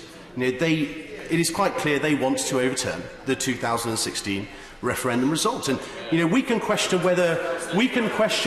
whether that's democratic. We can question if it's in our national interest. We can question whether it's in the interest of we can question, we will question whether it's in Scotland's best interest, but at very least they are consistent. Then turning to Labour. Now, I am still none the wiser as to what the Labour Party's position on Brexit is. You seem to get a different answer depending on which Shadow Secretary of State is answering the question. I will give way. My honourable friend for giving way. In fact, I don't believe the SNP are being consistent, because today they dropped a policy that they have been advocating for some time, namely Norway Plus. They were asked directly about Norway Plus. The First Minister and others have advanced this idea about Norway Plus, and they dropped it like a hot brick today. So they're not consistent. The only thing they're consistent on, all right, my honourable friend is correct, is they're consistent in their obsession with independence and a second independence referendum. I thank my honourable friend for that intervention and bow to his knowledge of the political situation in Scotland. Turning back to Labour, we get a different answer depending on which Shadow Secretary of State is asked. And I thought, perhaps naively, that the Labour Party were against outsourcing. But it's absolutely clear over the course of the last week that they have outsourced all of their opposition to the Scottish National Party, almost not even bothering. I mean, that dilly-dallying over the confidence motion yesterday, what on earth was going on? The only thing we can have confidence in is that the Labour Party have absolutely no ability to offer effective opposition. Yesterday was like the no-confidence hokey-cokey. It was verging on ridiculous, and what this House desperately needs is far less political opportunism and far more honesty. So at least we know where the SNP are coming from in this, that they don't want Brexit to happen. What is the Labour Party's position, other than wanting a general election? Now, Madam Deputy Speaker, to conclude, because I'm conscious there's only 30 seconds left, I am entirely pragmatic on this issue. I want to support the EU withdrawal agreement. I still want to support it, and I very much hope, now the Prime Minister has entered into these vital renegotiations on the backstop, she deserves our support, and we need to send a clear message to the European Union that we stand behind her in seeking those concessions, in particular on the backstop. We've got to stop playing politics with this issue. We've got to get behind her. And I, for one, look forward to supporting the Prime Minister when she brings back those concessions on the backstop in January. Tommy Shepherd. This country is facing the gravest political crisis, the like of which we've not seen for more than a generation. And the undeniable truth is that this is something the government has created for itself, because since the word go, it has chosen not to reach out across a divided country and try and build a political consensus on the question of our relationship with the European mainland. It has instead looked inward to the party of government, trying to patch over divisions within the Conservative Party.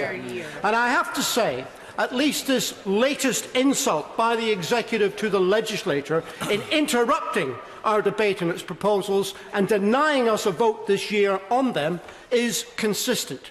Because it isn't the case that the government has suspended this process to fundamentally rethink the proposals it has and listen to the concerns across this House. Oh no, it's doing so only for a very narrow agenda, which is to placate the extreme right wing of its own party in terms of their concerns about the Northern Ireland backstop. And I have to say, the Northern Ireland backstop is perhaps the least offensive of the proposals that are before this House today. Of far greater the concern are the fact that they will impoverish, by the government's own admission, the people we represent, and that they will deny the ability of people to come and live and work in my country, threatening its future prosperity. In fact, the backstop, really, its most offensive feature is that it serves to underscore the duplicity of the Westminster government when it comes to dealing with representations from Scotland.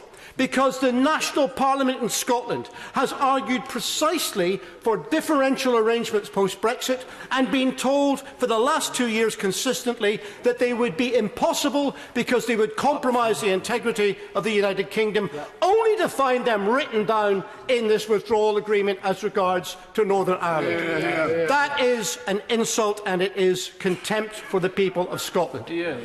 Let me turn to this question now of the second referendum, and I want want to caution some of colleagues who are against the notion of a second referendum about the language that they are using in this debate. Hear, hear. Because it is a fantasy and a fiction to try and claim that somehow allowing all of the people of this country to vote in a referendum is anti-democratic. It is true that 17.4 happily give way. She didn't vote. Of the second referendum. In the Scottish Parliament today, the Constitutional Cabinet Minister was asked would he respect the result of a second referendum, and he wouldn't answer. So I asked the honourable member, would he respect it? I am consistent in respecting the results of every referendum. 17.4 million people, it is true, voted to leave the European Union. But there are 65 million people in the United Kingdom, and besides, at least 2 million of those 17 million have changed their mind. And in a democracy, people have the right to change their mind. And for people to oppose a second referendum and try and use a historic mandate, which is increasingly out of date, in order to suppress the democratic aspiration of the people in the here and now, is something that is more akin to authoritarian populism than to a liberal democracy. And I urge colleagues not to go down that path in the dialogue. We can't have a referendum. I'll have to give way, yes. The honourable member is making an excellent point, but doesn't he agree that actually we have had 2 referendums on this, and so it would be the 3rd referendum, so people have been allowed to say as a member of the EU, and also we had a referendum in Northern Ireland on the Good Friday Agreement with a 71% majority, and shouldn't that referendum result be respected, which it isn't in the Prime Minister's own withdrawal agreement? Well, let me explain it this way.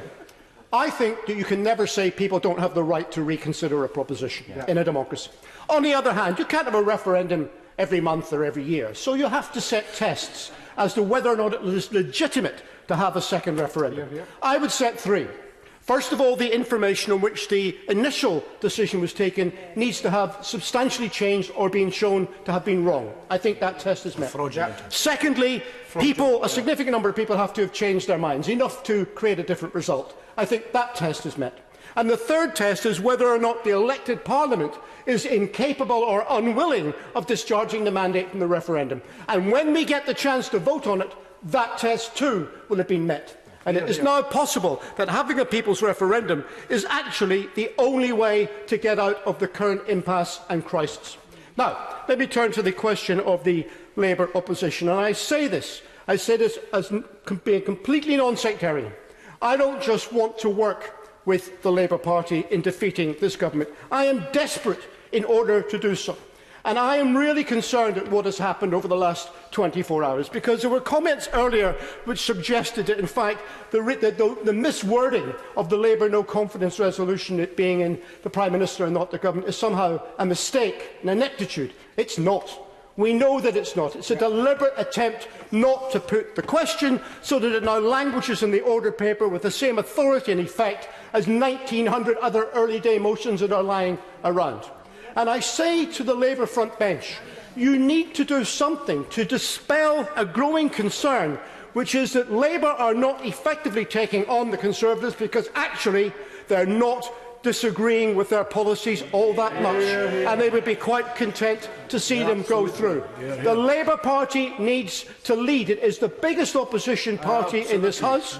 It needs to step up and coordinate the opposition, which is here on these benches and in those benches too, in order to defeat these proposals. Please do that, and we will be your willing accomplice if you ask us to be so. Finally, can I say this, that there's been a lot of talk earlier about the fact that Scotland, for the time being, remains as part of the United Kingdom. I respect the 2014 referendum result. It does. And we have every right to argue in this Parliament for the benefit of our constituents within the United Kingdom, which is why we are desperately engaged in a process of trying to save this country from itself, from the worst act of collective self-harm in history by stopping this ridiculous process of Brexit. But know this, we will not go down with the ship if it does not change direction. Because we will use our right of self-determination as a lifeboat to escape from this catastrophe. And when the time comes, if this process unfurls the way the government wants it to do so, then you will be the greatest champions of Scottish independence, because the people of Scotland will take their opportunity to chart a different course and to become a proper European nation, which is there at the heart of Europe. Well done. You probably have to say it again. Brilliant speech, by the way. I'm going to tweet about it being brilliant. Good stuff. Yeah, I was going to say, you'll have to sidle up and apologise for using the word "you" a few times. No, I prefaced it, though. I think you did. Thank you very much, Madam Deputy Speaker, and it's a pleasure to follow the Honourable Gentleman for Edinburgh East with what was quite an impassioned speech. However, I have to question, we're having an emergency debate today, Madam Deputy Speaker, on matters presumably that are of great importance and great urgency, otherwise it wouldn't be an emergency. And yet, having spoken in the SO24 debate that came roughly this time last week, one has to conclude that we seem to be having exactly the same discussion today as we had last week. And it's therefore rather hard to understand exactly how this is an emergency. I suppose that this was the insurance policy, and one can't blame the SNP for putting it in place, because I suspect they had their doubts about the ability of the Labour front bench to put forward the motion that we thought we were all going to be debating today. But as I asked the Secretary of State earlier, and he blushed and declined to answer, it's not quite clear whether it was sort of ineptness or the invertebrateness of the Leader of the Opposition that led to the SNP motion being preferred over the Opposition's. But here we are, effectively having exactly the same debate as we had last week, yet more time, where we are chewing over exactly the same issues as we have been for hour after hour over the recent weeks and indeed recent months. The Prime Minister has spent hours in this chamber at the dispatch box, and so have her ministers taking questions. The debate on the EU, on the meaningful vote, was 3 days in, and I take the view that to have proceeded towards a vote on the back of those 3 days, when it was so clear, I have to admit I even caught sight of the Whip's book whilst I was sat down there during those 3 days, and every single line was disagree, disagree, disagree, disagree, disagree. It was absolutely obvious what the mood of the House was towards the deal as it stood then. And so to proceeded to a meaningful vote last week when it was clear that the House was against, rather than going away and seeking something different, and when that wasn't immediately achieved in the summit last week, to say, OK, well, we'll give ourselves the Christmas period to push even harder and see if something different can be achieved, that just seems to me to be very rational, very sensible, and a Prime Minister and a government acting in the national interest. I'd gladly give way. I'm very grateful to the honourable member, and he's making some important points. Can I suggest to him that the fact that member after member were saying that they disagreed with us, the European Union, the Presidency, has made it clear that they will not negotiate. We need to vote down this deal so we can all come together to break this impasse. That's the point of this debate. So it's an interesting logic that by voting down the deal we all somehow come together. As far as I can see, the deal is the best chance that we have of at least a majority in this House, and it is a long, long shot, I grant you, coming together in some sort of compromise. Because if the deal is no longer available, we end up with no plan being offered by the opposition, an outright and, in fairness, unequivocal and consistent opposition to Brexit from the Right Honourable Gentleman's party.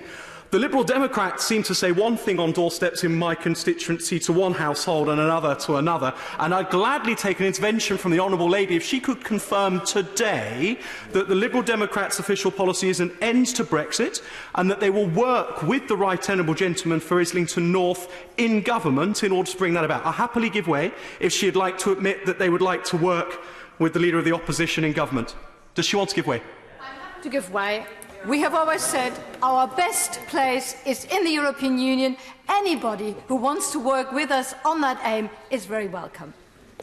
I'm glad. So I think from that means that my constituents in Burnham-on-Sea and in Cheddar and in Shepton Mallet and in Glastonbury and Street and Wells can see unequivocally from what the Honourable Lady has just said that the Liberal Democrats are indeed seeking an exit from Brexit and would happily put the Leader of the Opposition into number 10 to achieve that, because that's somewhat at odds with what the Liberal Democrat candidate in my constituency has been telling people. But I'm grateful to her very much for clarifying that in the short time that I've had available to speak today.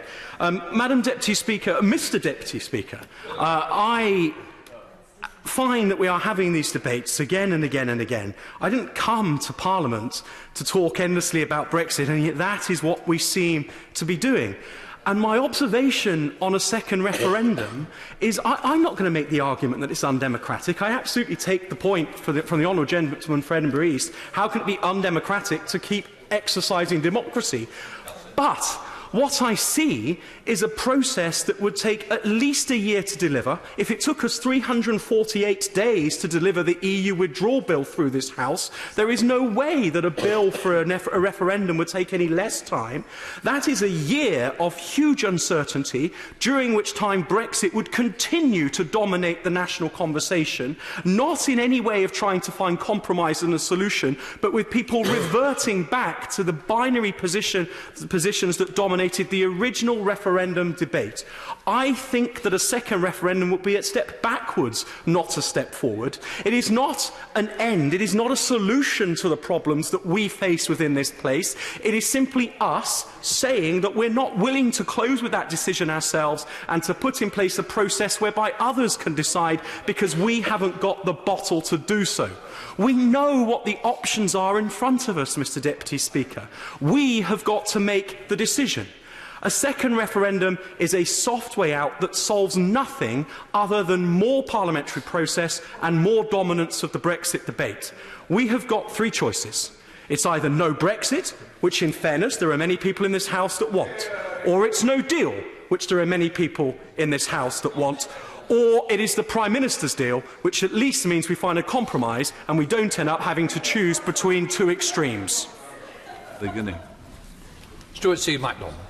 Thank you very much, Deputy Speaker. I'm going to start by trying to perform something of a Christmas miracle, because I'm actually going to try and strike a note of consensus for just a moment, because I'm sure honourable members from across the House would want to join me in marking International Migrants Day. Wasn't that painful, Mr Deputy Speaker? It's a day for thanking our migrant family members, friends and neighbours for everything that they have brought into our lives, and for committing ourselves to ensuring that all who have made this country their home can live full and happy lives free from anti-migrant prejudice and discrimination. So in that spirit, Mr Deputy Speaker, I thought I'd use my speech to take a slightly different tact and suggest how the Prime Minister might just be able to salvage one thing meaningful from ongoing talks with Brussels, something that could bring a little bit of peace of mind for the 3 million EU migrant friends and colleagues that we have here, as well as the 2 million or so British in Europe who are living across the EU, a way to save us from a completely wasted month. If the Prime Minister wants to do something meaningful that would, I think, have widespread support in this chamber, she should seek to ring-fence the agreement on citizens' rights, so that even in the doomsday scenario of no deal on everything else, those citizens' rights would be protected. I don't for a minute think that this is going to be easy, and it might be that it cannot be done, but it is worth a try. And it is worth a try because not trying means that all the 3 million have to rely on is a unilateral promise from the UK Government, and not trying also means that the British in Europe risk losing rights unless governments in the 27 other member states each unilaterally pass legislation to replicate their status before April. Now, Mr Deputy Speaker, of course the Prime Minister says she is already committed to ensuring EU nationals can remain here in the event of no deal. Both the Minister and indeed the Chair of the Select Committee have referred to that earlier in the debate, but there are 3 problems with leaving it at that. First of all, it's absolutely no help to the British in Europe. Secondly, the Government's published arrangements for EU nationals in the event of no deal are a watered-down version of the citizens' rights in the withdrawal agreement. And I ask the Government, when they're responding, why is that? There is no justification for the difference in treatment. Thirdly, and most fundamentally, a unilateral promise from the Prime Minister can be here today and gone tomorrow. We have seen all sorts of government promises ripped to shreds in recent weeks. And even if the Prime Minister sticks to that commitment herself, it doesn't bind her successors.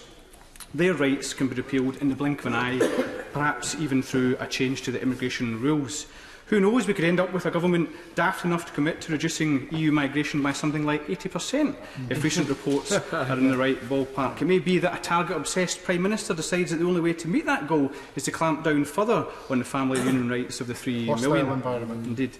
I very sincerely hope that I am wrong, Mr Deputy Speaker, but you can well understand why a unilateral promise from the Prime Minister is not filling the 3 million with the sort of certainty that they would like. So for their sake, and for the sake of the UK citizens in the EU, instead of frittering away these 3 weeks of further discussions in Brussels seeking assurances that will not make one bit of difference, use them to seek to try and ring-fence and guarantee at least the citizens' rights part of the deal. If she tries and fails, the Prime Minister will not get criticism from me, but if she doesn't try at all, then she most certainly will, and she will also get criticism from millions of EU and UK citizens living abroad who demand this peace of mind. Okay. Stephen Carr. Thank you, Mr Deputy Speaker. May I begin on the theme of leadership by saying how proud I was to stand as a Scottish Conservative and to be elected to this Parliament under the leadership of our Prime Minister and Ruth Davidson. Can I say that for my right honourable friend, the Prime Minister, the Union is an enduring principle. For many, support for the Union is perfunctory. But for our Prime Minister, she genuinely believes in the Union. When she knows the strength of this country lies in its unity. And when my right honourable friend speaks of our precious Union, she means it. Mr Deputy Speaker, the SNP are at it. More political games, more procedural devices. To what end? To the only end that nationalists have any interest in, namely the break-up of the United Kingdom. So instead of discussing the substance of things, they obsess over process while nursing grievance. What they should be doing is putting the interests of our country and the interest of our constituents ahead of their narrow party political agenda. The SNP do not accept the result of the 2016 referendum. Not a novel position for them. They have a problem with accepting any referendum results when they don't win, which is always. They are blatant. They want to overturn the votes of 33 million people. Of course, that was the people's vote. My constituency voted 67% to remain in the European Union. If my constituents had been the sole electorate voting, then we would still be in the European Union. But this was a United Kingdom vote on the United Kingdom's membership of the European Union, and the voice of the people was clear. The people's instruction was that we should leave the European Union, and should this House fail to fulfil that instruction, it would be an abrogation of our responsibility as members of this House to respect democracy and respect the verdict of the British people. The people of Stirling elected me to this House, Mr Deputy Speaker, on the back of my election commitment to make the best of Brexit, to return powers to our country from Brussels and to grow our economy, the free enterprise economy, which has produced a jobs miracle since 2010 and will continue to do so. My right honourable friend, the Prime Minister, is carrying out the will of the electorate. She is acting in good faith and with respect for the instruction of the British people. The people were told their decision would be carried out. Let us not forget who we are dealing with, Mr Deputy Speaker. The Scottish Nationalists have only one objective today. It is the objective they always have. They want to break up the United Kingdom at all costs. And from the break of dawn on the morning after the EU referendum, Nicola Sturgeon has focused solely on the second independence referendum.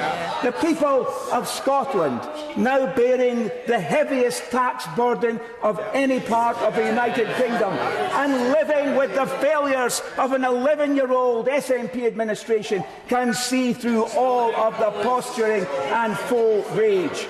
Their theatrics today might satisfy the appetites of their core support, but the people of Stirling want none of it.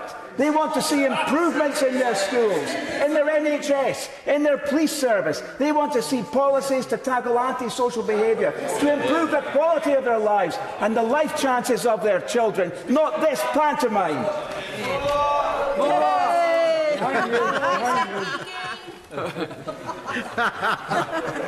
Another one. He's counting them. Peter Grant. Thank you, Mr Deputy Speaker. It's always a delight to follow the honourable member. I can reveal that his speeches are watched with great excitement in SNP headquarters. The single question is, how many more phone lines are we going to have to open for people to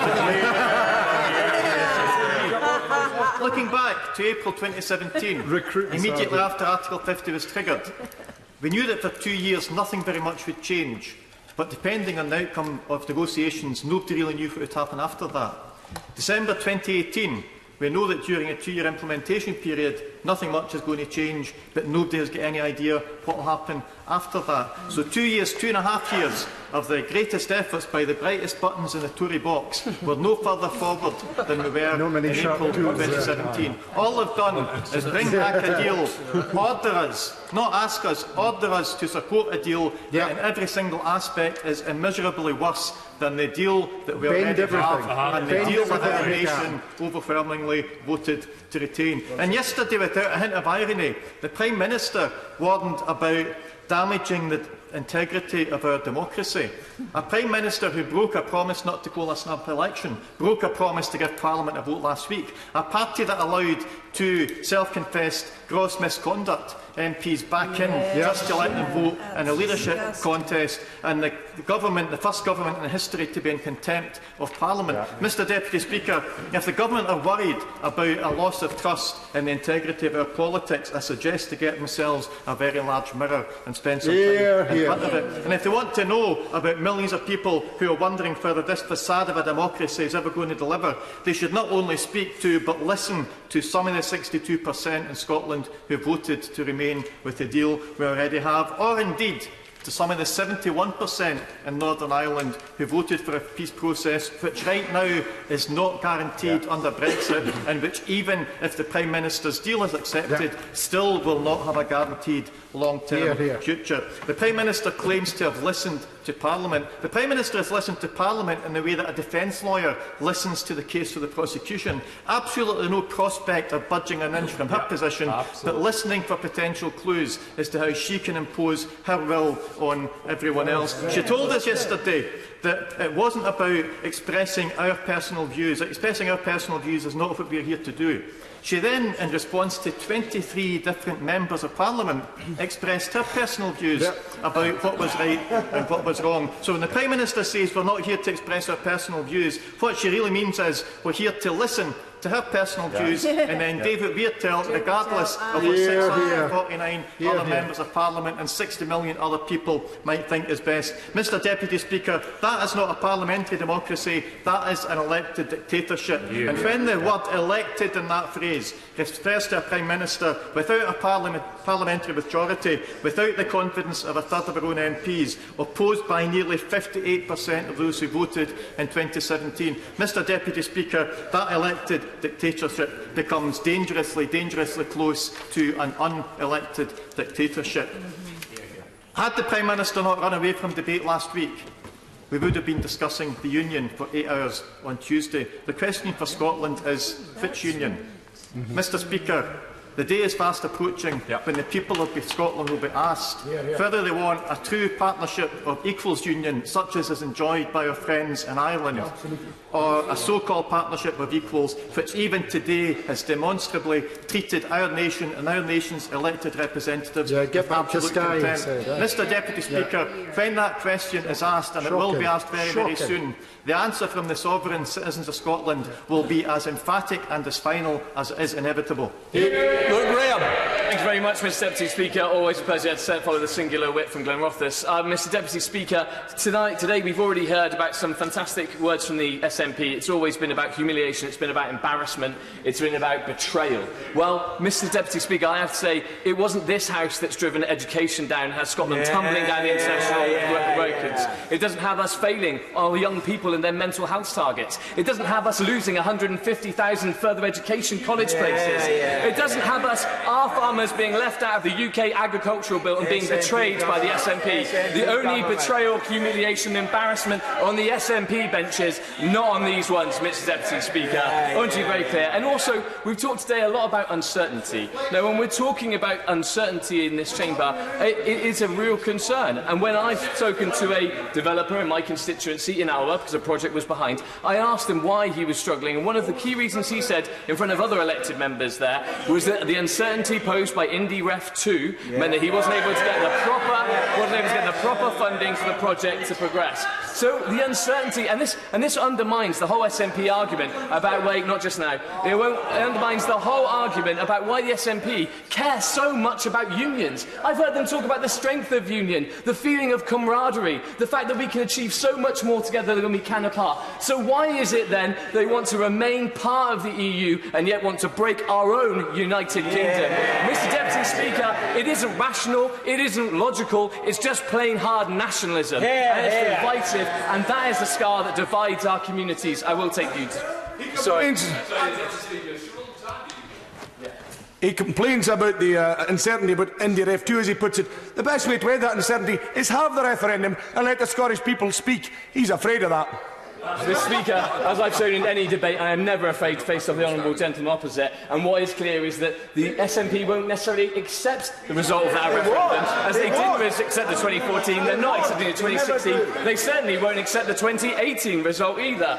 And Mr Speaker, what I would say is that, Mr Deputy Speaker, where I am very concerned is that the SNP are inadvertently misleading the people of Scotland by telling them that they are going to be worse off leaving the EU versus leaving the United Kingdom, where we have 4 times the amount of trade and far more social and cultural connectivity than we do with our European partners. Now, Mr Deputy Speaker, I will be very honest. I campaigned for Remain, and actually I came to this House because I wanted to be talking about more unions, not less. I wanted to be talking about more international cooperation, not less. And the strain that has been seen on my honourable friends on this side of the House, and I know has tested many honourable friends on the Labour benches too, is the fact of how we can actually progress as a country when a democratic decision has been made, because we pass the power to the people. A democratic decision has been made, and that does need to be honoured, lest we undermine that democratic mandate that we give to the people. And I'm not in the habit of defying the results of referenda, even though the SNP, like I say, don't respect the 2014 result, they don't respect the 2016 result. But we must, because what we have seen is that the 2 referenda we've had over the last few years hasn't put our country closer together, it hasn't sealed any rifts, it's actually kept the wounds open, it's kept them fresh. And Mr Speaker, we have to use this House to try and bring people together, to actually come up with the ideas and chart our way forward. The Prime Minister's speech, if you want to intervene, intervene, if not, I'd pipe down. But when you're actually looking at the Prime Minister's deal and the economic analysis that goes with it, one of the key reasons why I am minded to support that deal is because it shows that the economic impact on the growth for Scotland would be 0. It's page 63 of the economic analysis that's been issued out to everyone, for everyone to read and for everyone to observe. I will give way. I'm grateful to my friend for giving way. The reality is that the businesses, the farmers in my constituency, as in my honourable friends, are saying to us, stop playing politics, get behind the Prime Minister and pass this agreement. I thank honourable member for his intervention. And Mr Speaker, and this is the point that we're getting to, is that it's just coming to petty party politics. A lot of opposition MPs have said we want access to the single market. Well, the deal that's on the table does give us access to that single market. They say we want a customs arrangement. The deal on the table does give us a customs arrangement. There are some compromises in goods and freedom, and I know colleagues on all sides of the House who want a different kind of Brexit disagree with that, but there are compromise elements to all sides of this, and that is why we need to work together. And I would would say, Mr. Speaker, although I am a humble backbencher, the party opposite makes big say of saying he wants to reach across the aisle. Well, someone who actually worked, and actively campaigned for Remain, not one of the honourable members opposite has ever approached me to try and work together, come up with a better plan, or find some clever new initiative we can push forward. So if you want real cross-party working, then don't use words, actually take actions, because that's what our constituents want to see, and it's seriously lacking from that side of the House. So, Mr. Speaker, no deal is perfect, but also the true decision and the forces that people face in this House are a choice between hard socialism, hard nationalism, and a decent compromise on this side of the House. That's what I'm advocating, that's what I'll be supporting, and I hope honourable members will support me in it too. Alan Brown. Thank you, Mr. Deputy Speaker. How do you follow somebody that's actually speaking a different debate from what everybody else is? Mr. Deputy Speaker, this entire process from the start has been one long con job. The EU withdrawal agreement is a complete fudge, and we've just seen the Prime Minister's visit to Brussels for concessions in the backstop as proof that she, like the Honourable Member Offset, lives in a parallel universe. It's absolutely obvious that nothing was gained, and it's obvious her deal still cannot get through Parliament. And Mr. Deputy Speaker, it's a damning indictment when an EU diplomat labels the Prime Minister unprofessional and that they actually changed conclusions in frustration to her attitude. Little wonder that her ministers are now coming up with alternatives while she's got her head in the sand. Now, these current failures actually reflect a failed strategy from the government she's been part of from the outset. The voting franchise was a con, an absolute disgrace that EU citizens living here and paying taxes were excluded, along with 16 and 17-year-olds. Now, these cohorts would have changed the outcome of this vote, and we wouldn't be in this mess that we're currently in.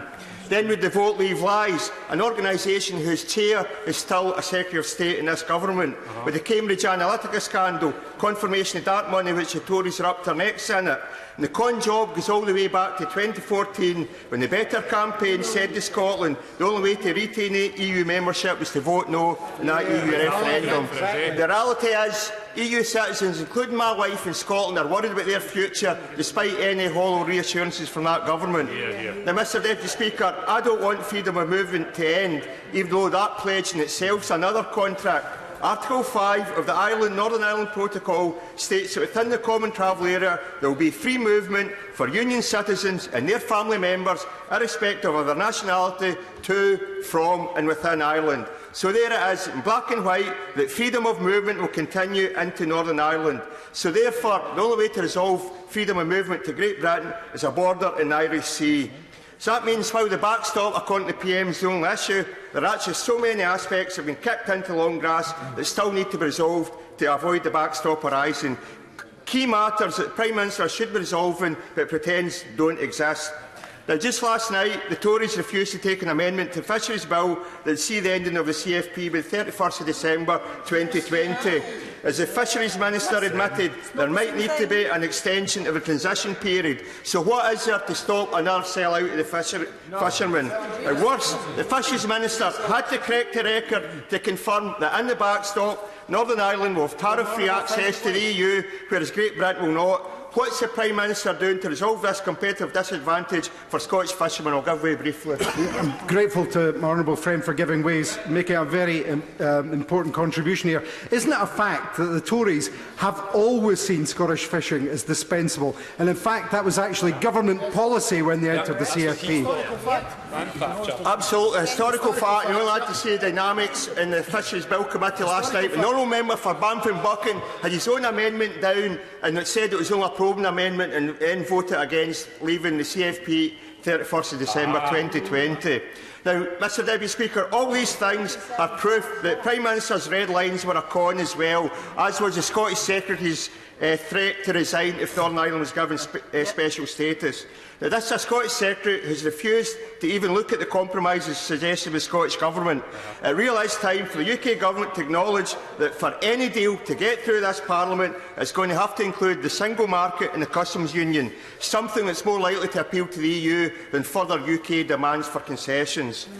Now, Mr Deputy Speaker, after 2 years of us being told no deal is better than a bad deal, we're now told suddenly a no deal will be a disaster. But don't worry about disaster, because we're planning for it. We're putting arrangements in place. We've had a Brexit Secretary that didn't know how important Dover was, and the Transport Secretary didn't visit Dover until October 2018. The Transport Secretary also promised an aviation deal. Then 2 years after, he admitted discussions haven't even begun on the aviation agreement. That's how much a con this government's no-deal preparations are. An absolute joke. What I would say, it's not a binary choice between a bad deal or no deal. The ECG ruling means that MPs can revoke Article 50. As other honourable members have said, we really need to seriously consider a people's vote. But in Scotland, as new polls show, independence within the EU is preferable to Scotland being dragged out against its will. It's quite clear we need our own independence referendum and let the people of Scotland decide our future. Thank you, Mr Deputy Speaker. I just want to make some short points, and I will endeavour not to be nebulous. I did not vote for Brexit. I would rather not be where we are, but people were given the choice and we told them their choice counted. So we are where we are. No deal is not attractive. Trying to trade on WTO grounds alone is also not attractive. It's especially not attractive for financial services, for security cooperation, for the digital sector, for science and research and for advanced manufacturing. So the Declaration on the Future Framework offers the pathway for the deepest free trade agreement and the deepest security partnership ever offered by the EU to a non-EU country. It's been agreed unanimously by the heads of states of 27 EU countries. 5 of those heads of states are prime ministers from sister parties of the UK Labour Party. 7 of those prime ministers are from sister parties to the UK Liberal Democrat Party. Last Friday, those same 27 heads of state made it clear again that they intend to honour that declaration and that they're ready to start the detailed negotiations. Suggesting that the Declaration on the Future Partnership is somehow not meaningful insults the integrity of those 27 other heads of states. Furthermore, the Withdrawal Agreement and the Future Framework Agreement follow the principles that have been supported in numerous resolutions in the European Parliament in April, October and December 2017 and again in March this year. Those resolutions were all supported by the MEPs from the Scottish Nationalist Party. So I say to the SNP, if you want to avoid leaving with no deal, then the best thing to do is to vote for this deal. And I say to the opposition, if you want to have a motion of no confidence in this government, then table a motion of no confidence in this government. It's that simple. We're a Hobhouse. Thank you, Mr Deputy Speaker. A week is a long time in politics, people say, and indeed today we are finding ourselves talking about Scottish independence when we were meant to be in a European Union withdrawal debate. And I must say one thing about this debate that I followed today. I believe that we are better together in the European Union and in the United Kingdom. Oh, guess again. Delaying the vote that should have taken place last week was deeply irresponsible. It was obviously... It is obviously the Prime Minister's aim to blackmail MPs that other than her deal, there's only a no-deal Brexit. This is playing Russian roulette. The Prime Minister has repeatedly refused to consider any other options. Parliament is now at an impasse. There is currently no majority either for the Prime Minister's deal or a no-deal Brexit. And in this House, we cannot cancel Brexit. The 2016 referendum has taken place and we got to recognise it has. But it doesn't mean that the result should not have to be looked at again for generations to come. Since Parliament cannot agree on a specific Brexit plan, we got to put the issue back to the people, including the question, when we look at the Brexit reality rather than Brexit fantasy, whether we should stay in the EU. And I see nothing condescending to Leave voters at this proposal. There's nothing stupid in reconsidering an issue of such enormity and come to a different conclusion in the light of new information or new facts. Not applicable. I would call that a sign of intelligence and integrity. Yes, I'll give way. She's making a very powerful point, but she's right that people should have the opportunity to look again. And given that the United Kingdom that people in Scotland voted for in 2014 no longer exists, why is her party opposed to a second referendum on Scottish independence? I have said earlier that we are talking today about EU membership. The Scottish and the Liberal Democrats believe in the union of the United Kingdom. Democracy this far, but no further. I believe there is nothing it is actually a sign of integrity and intelligence to reconsider a referendum, and by all means let the Scottish people have a look at that decision again.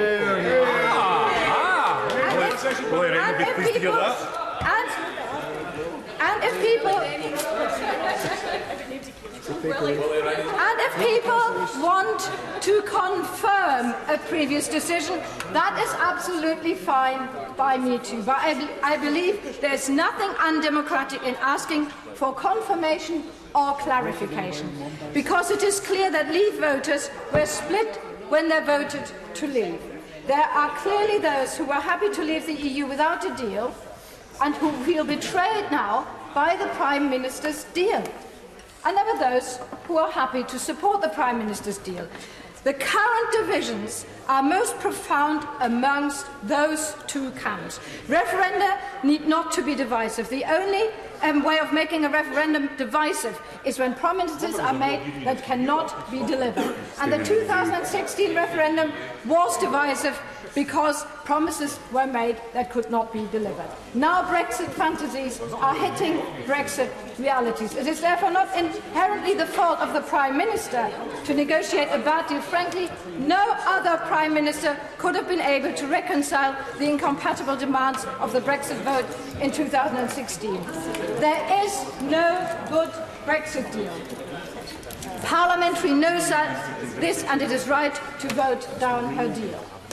The most democratic thing now is to return the question to the people, but this time a referendum would be based on facts, not on fantasies. The Prime Minister should stop being afraid of democracy, allow her vote to take place this week, and allow Parliament to do its job and move forward to a people's vote. Patrick, ready briefly. Thank you, Mr Deputy Speaker. Very grateful to catch your eye just very briefly. In 2015, the SNP released the speech that Alex Salmond would have given if Scotland had voted yes to independence. And if we had won the referendum in 2014, we would have embarked upon a programme of nation-building, of ambition, of progression, and of bringing everybody together, recognising the fact that not everybody would have voted in favour of independence, recognising and reaching out to the people that voted no. How that stands in contrast with what the Prime Minister did in 2016 and since, when she has pandered to the hardest and most extreme Brexiteers on her own benches, instead of trying to bring the rest of the United Kingdom together. And that is the legacy of what we've been left with today, and that is why we find ourselves in the farce and the impasse that we currently have reached. And that is why the deal that she has proposed is unacceptable to everybody, and why the no-deal contingency planning has had to step up. And it turns out that rather than getting £350 million a week for the NHS, we're going to have 3,500 troops on the streets. Nobody in the United Kingdom voted for that to happen as a consequence of Brexit, and yet that exactly is what we're seeing. But the real story of the past few days, Mr Speaker, has not been the contemptible failure on that side of the House. We've known about their chaos for a very long time. It's been the failure on the part of the Labour Party and the part of the Leader of the Opposition, who should have taken his constitutional responsibility seriously and tabled a motion of no confidence in Her Majesty's government. He is the man that is the credible, it should be the credible alternative in this House, and he has singularly failed to do it. But that is because the Labour Party is the pro-Brexit Labour Party, and the leader of the Labour Party is the pro-Brexit leader of the Labour Party, and that is a betrayal of the people that the Labour Party are supposed to represent. It is true that hardcore Labour voters voted voted leave in 2016, but the job of the Labour Party should not simply be to kowtow and run away in fear. It should remake again the positive case for European membership, rather than support a Brexit that is going to put those very people out of work and make them less well off. That may be difficult for the Labour voters in the north of England, but the voters in Scotland have an alternative. The voters in Scotland have a way out. And if we want to exit from Brexit, we can do that by exiting the United Kingdom. Ian Blackfoot. Thank you, Mr Deputy Speaker. I'm grateful for the opportunity to have held this debate today, and let me thank all members that have contributed to it. It is clear that members across this chamber have significant concerns about the challenges that lay ahead of us. What is even clearer is that, sadly, the government will dig its heels in regardless of what lays ahead. Mr Deputy Speaker, it has been acknowledged from across this House that we have reached a moment in history, a moment where Parliament has been systematically undermined by a government out of control, and where the public have been let down by a Tory party so divided, so distracted by their own infighting, they have no regard for the interests of citizens across the United Kingdom. Let me be clear, it's a comment that has been made by several people. There is no good Brexit. Our economy will be smaller, our people poorer, and the opportunities for future generations limited as opposed to staying in the EU. That's borne out by the UK's government's analysis. Mr Deputy Speaker, it is an utter travesty that today the Prime Minister chose to sit out this debate, despite the importance of its substance. That's not good enough, and it shows the contempt that the Prime Minister has for the motion that was granted by the Speaker.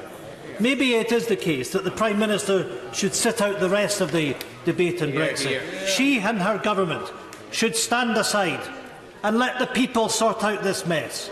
Let the will of the people be heard. Let us have a second EU referendum so that we can now allow those who have changed their minds, now they have the facts, to end this crisis and chaos. As Democrats, we should have nothing to fear.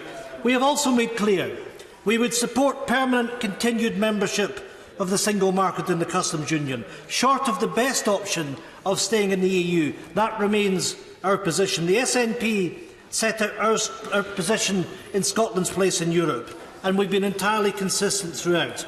However, the reality is, based on the publicly stated position of the other parties in the Commons, that there does not appear to be a majority support for the option of staying in the single market and the customs union.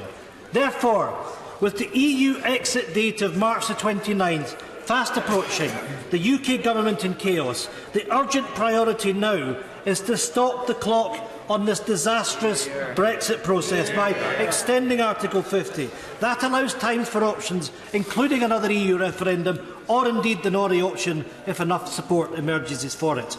But let me clarify what has always been the case, that the SNP's first option, in line with the wishes of the people of Scotland, is to retain EU membership. A second referendum would be an opportunity to stay in the EU, and with the clock ticking down to March 29th, that is the focus of our efforts. Compromise options should always remain on the table, but frankly, Mr Deputy Speaker, we need to be realistic. The opportunity for votes and for debate is narrowing. With the government denying Parliament and the people a say, it is time for the government to go. Voices from many in this chamber have made it clear they agree with the SNP. This government is a disgrace. The government has shown contempt for Parliament. It is a farce. I say again to the Leader of the Opposition. Order. The Clerk will now proceed to read the orders of the day. Mental Capacity Amendment Bill Lords, second reading. No. Yeah.